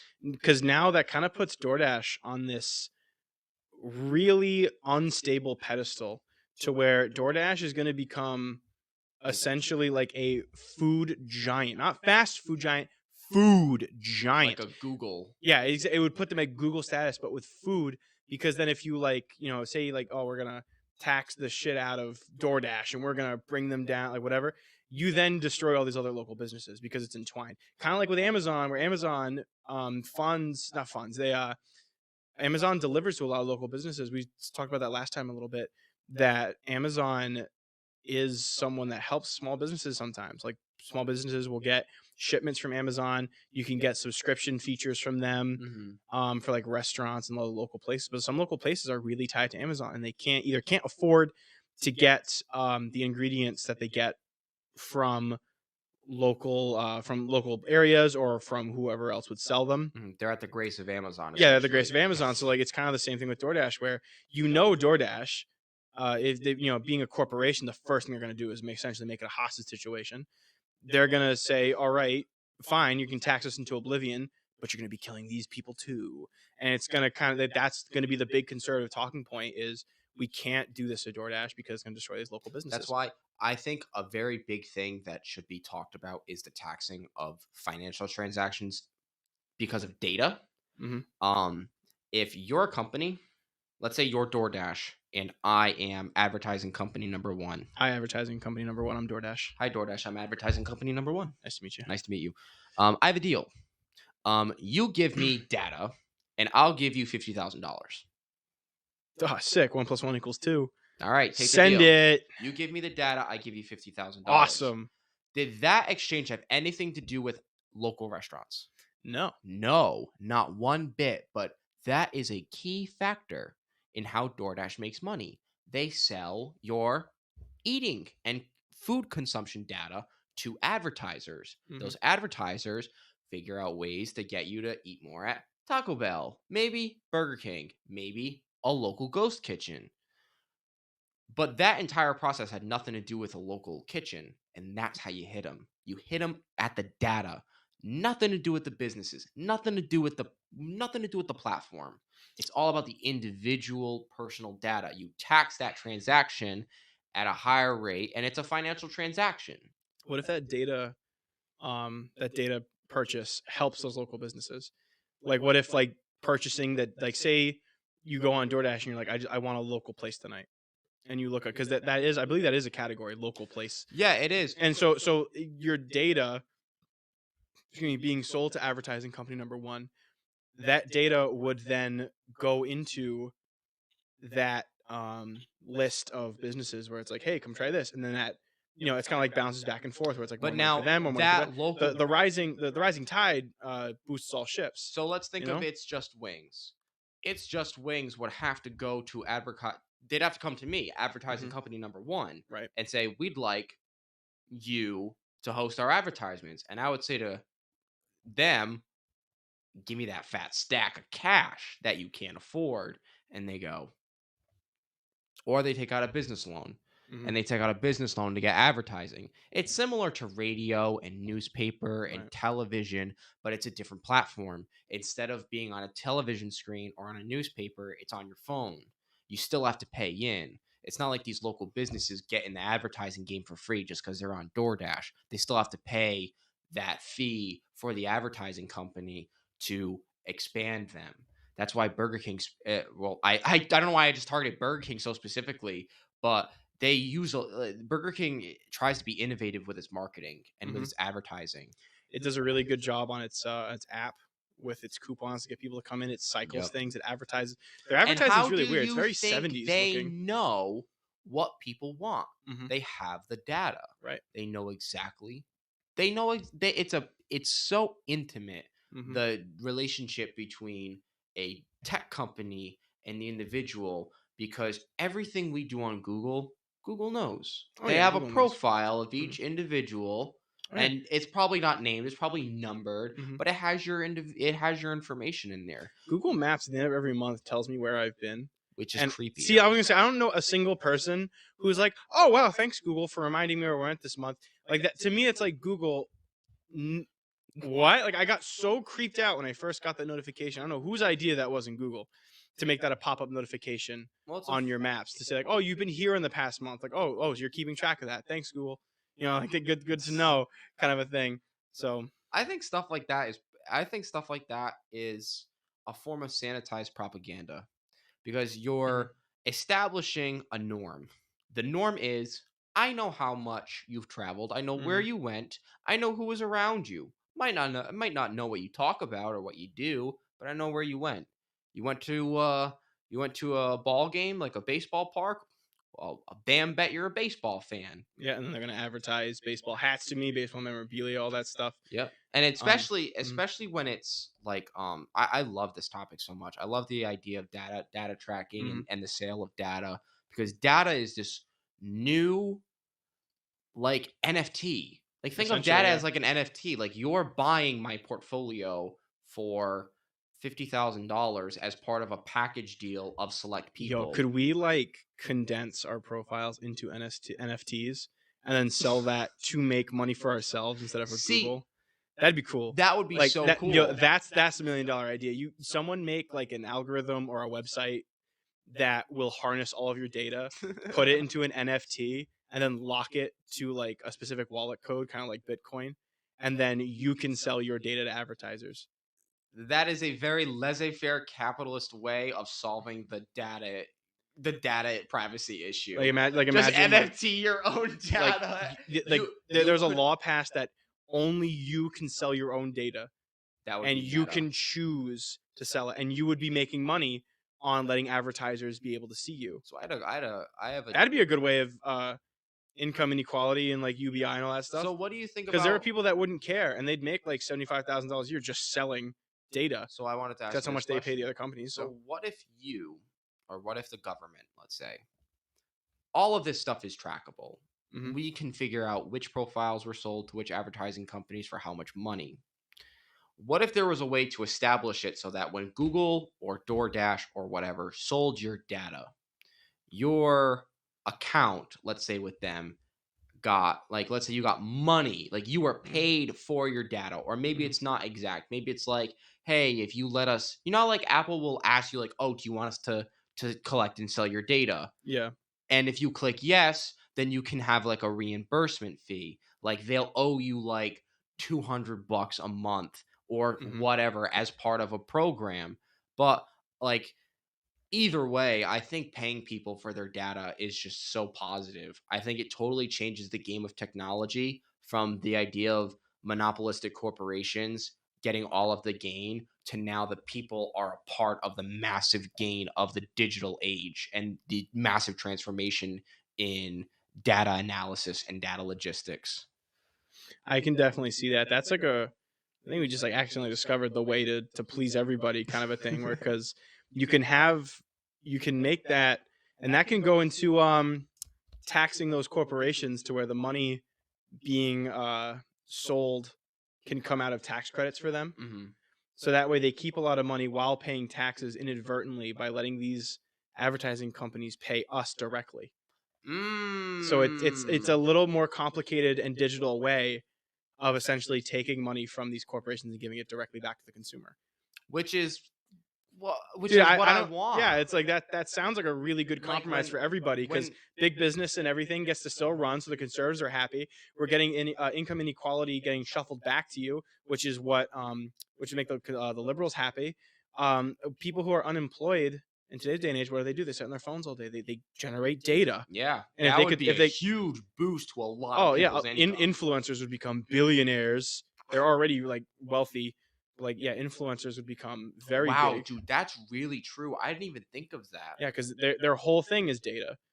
Yeah, because they essentially sell data in the form of like YouTube videos and Instagram posts. It's like, I mean, we don't make money off of this, but like this is essentially like, well, it's interesting because would do this and they make money off of the advertisers, but in like a not so direct way. I think the way it works is like, if they're an influencer, they get sponsorships. They get paid directly. Yeah, someone comes up to them in an email and they say, hey, we'll give you like a couple grand if you just give us like a 30-second ad. Yeah. And then they give them a 30-second ad, or they'll pay them like a commission on clicks or on Mhm. new memberships. Like with NordVPN, big sponsor of a lot of YouTube videos. Not this one. Not this one, unfortunately. Nord, reach out. I use you. There's like clicks. Like the first like 100 accounts made through my link get like this deal or something like that, and I like those YouTubers will get commission off of that, and they'll earn like a certain amount like for how many clicks, and like it generates a lot of clicks. There are people who make like one video once a week, it makes a couple million views, and then that translates straight from the YouTube algorithm. So if they are good to make YouTube AdSense, a lot of big YouTubers aren't, but like say you're one of those, You're one of the partners. you're one of those partners that YouTube really likes for some reason, like Lele Pons. You know what I Yeah. mean? Or what? So- Jojo Siwa, is she a partner? I probably she's a I've- celebrity. I've seen one Celebrities video. are all the what's it called, They're like the something family, the family vloggers. I forget, the royalty family. The royalty family. They make a lot of money because they're family friendly content on YouTube, which is what YouTube wants to push. They make a lot of money on YouTube AdSense because it's you can download Social Blade, and you can see what these people's possible income is for these videos, and they get. What is Social Blade? So Social Blade is an extension you can download to the Chrome browser, Opera GX, like any other browser you might use, and it's also a website you can go on just to freely track if you don't want it, because you can put it in your sidebar. So when you're on YouTube, you can see Social Blade, or if you just want to go to Social Blade to look up, it's where you can look up accounts on all kinds of social media, and you can see all their stats, like growth, how many people have subscribed or followed in the past, a month or so, approximately how much they make per month, if they're on the increase, if they're on the decline, how many likes they get a Gives day. you a lot of logistics. Yeah, how many about subscribers are getting a month, what's their percentage. Yeah, it gives you just a ton of logistics. It's huge if you're someone really big into social media influencing. It's big if you're into like cataloging, that kind of thing, or doing accounting for someone who does something like that. Social Blade is an invaluable resource, completely free. it. You just go on. I think you got to make an account, and then you can look up, what does Cody Co make in a month approximately, or what does What does the political zoo at Voice of the People USA Radio make? Yeah. What a wild guess. Yeah, I wild don't guess. know. It's okay. Hey, help blow us up. Follow us on Instagram, Political Yeah. Zoo on Instagram.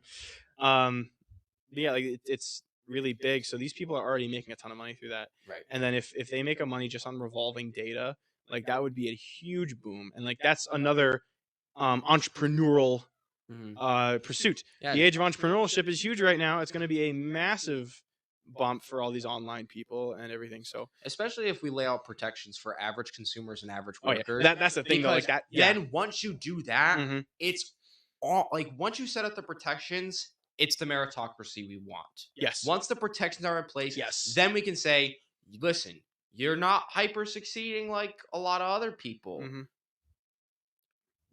It becomes less about the circumstance and more about the effort. Right. And that's what it should be. When Yes. it becomes about the circumstance, when you can't become a doctor because you live in this certain area, or because you have a certain idealism, or because you have a certain anything, Mhm. that when you anything besides your will to try, Mhm. when anything gets in the way of that, I feel it's incredibly negative. And I feel like it disenfranchises people from what they can really, really want to do. Right. Especially if it's something that has a very steep entry point like higher education, Mhm. especially in like educators, Mhm. doctors, lawyers, police, things like that. These are very critical jobs that we need in Oh, our yeah. in our economy, and having those protections in place, it just allows people to thrive, just giving people a baseline. Oh, And yeah, 100%. especially if the influencer boom or the entrepreneurial boom continues, and we see more and more people growing their wealth, more people becoming millionaires, more people Yeah. that are able to garnish a large amount of wealth. Do you see a crash in the entrepreneurial age here?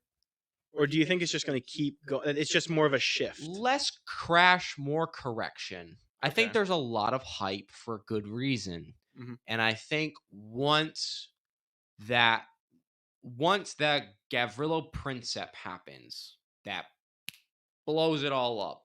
kills Archduke Franz Ferdinand, starts World War One. Once that happens, I think we might end up in a correction. Now, I'm not an economic analyst, and you should not take my advice. But we saw the COVID crash, Mhm. and we saw a rebound so quickly. A lot of support from the feds, a lot of support from quantitative easing into the stock market to ensure that it stood afloat rather than continuing to crash down like it did in 2008. And I'm sorry, brother. I lost where I was. I went on this whole Yeah, tangent. you're talking about the crash in COVID. Yeah, the hot sauces are making me space out. Like I I'm trying. know. Yeah. Dude, you know what's funny is Okay, I'm glad I'm not the only one. I 'Cause can I'm still trying so hard to focus, but the like hot sauce like resonance. It's not hot. It's just like I can still taste the end yeah. in the back. It's yeah. It's Okay. bad. All right. Even I had like 4 glasses of milk. We should too. we should do this toward the end of the show instead of the halfway point because I'm also it's taking a lot of willpower for me to focus. But yeah, no, you were talking about the economic crash of COVID and how it came back thanks to the feds, and you're going to use that to talk about. Do you think there was going to be an end to this entrepreneurial boom? You said it would be more. Yeah, Of a course correction. I think it'll be more of a correction. I think Mhm. we'll see like the companies that are really hosting a lot of these entrepreneurial success stories. Yeah. I think that their value is probably correct right now just Right. because of the hype. But once the hype goes away and maybe things kind of slow down, we're Mhm. not all out of the house now. We're like kind of easing back into to a new normal. Mhm. You might see things start to slow down, especially the economy. Yeah. And just because the economy is slowing down, it doesn't mean everything is going to Well, end. if we go back into like a lockdown that Oh we were in, if we go yeah. back, entrepreneurship's going to skyrocket because then everyone's back out of their jobs.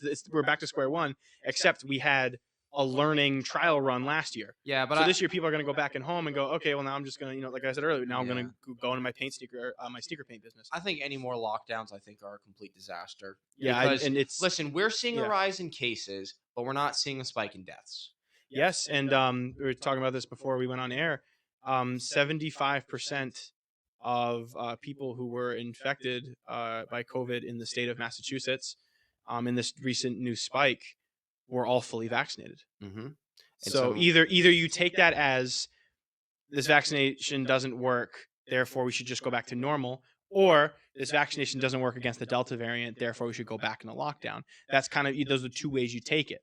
And I feel like after this year of mask mandates, of not being able to go places, and then getting that taste of back to regular society again, I feel like we're not going to get people that are going to want to go for the COVID Delta answer and go for the like, no, this is bull crap. We're going to go for it, go back to regular. It's not COVID, it's the flu, it's the cold. Right. Like I feel like that's where it's going to go from I here. wanted to see something. Not Jack, saying that's a bad thing. I'm just saying that's Right.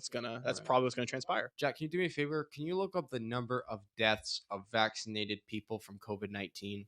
Because I believe the Delta variant has killed a few people who were vaccinated, but I'm telling you, it might be like 10 in total since the Delta variant started spreading rapidly months ago. But it just goes to show like the media is more concerned with case numbers than deaths. Yes, they are. Like- They're concerned with case numbers, and also like case numbers can be a little bit tricky because the tests kind of test for the same thing that like the same either like respiratory bacteria or something that's in the flu. So if we saw last year, there was a huge drop in cold and flu deaths and a huge spike in COVID deaths.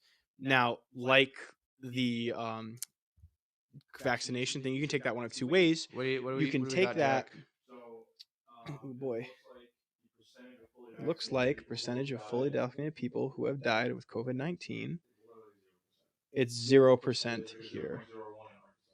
Yes, and the highest is 0.01. Okay, so in Arkansas, the highest percentage of COVID-19 deaths for fully vaccinated individuals was 0% across the board, except for Arkansas at 0.01%. So I think that first of all, if we go into lockdowns, I'm not gonna the source follow is them. KFF, by the way, kff.org is where we're Listen, getting the source. I'm fully vaccinated. I'm fully Mhm. immunized. I got Mhm. the Johnson & Johnson vaccine before all the blood crap happened. I still trust the vaccine.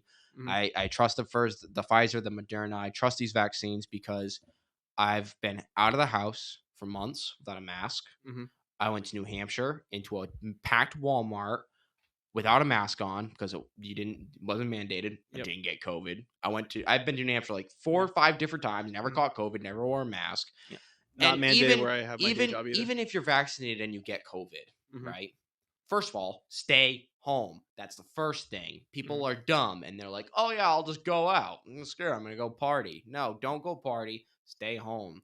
But that 0.01. That's the highest percentage of deaths of fully vaccinated people. I feel like that should be enough, not only for people to get vaccinated, but for the mainstream media to kind of relax and say, "Hey, listen, yeah, cases are spiking, but who's dying?"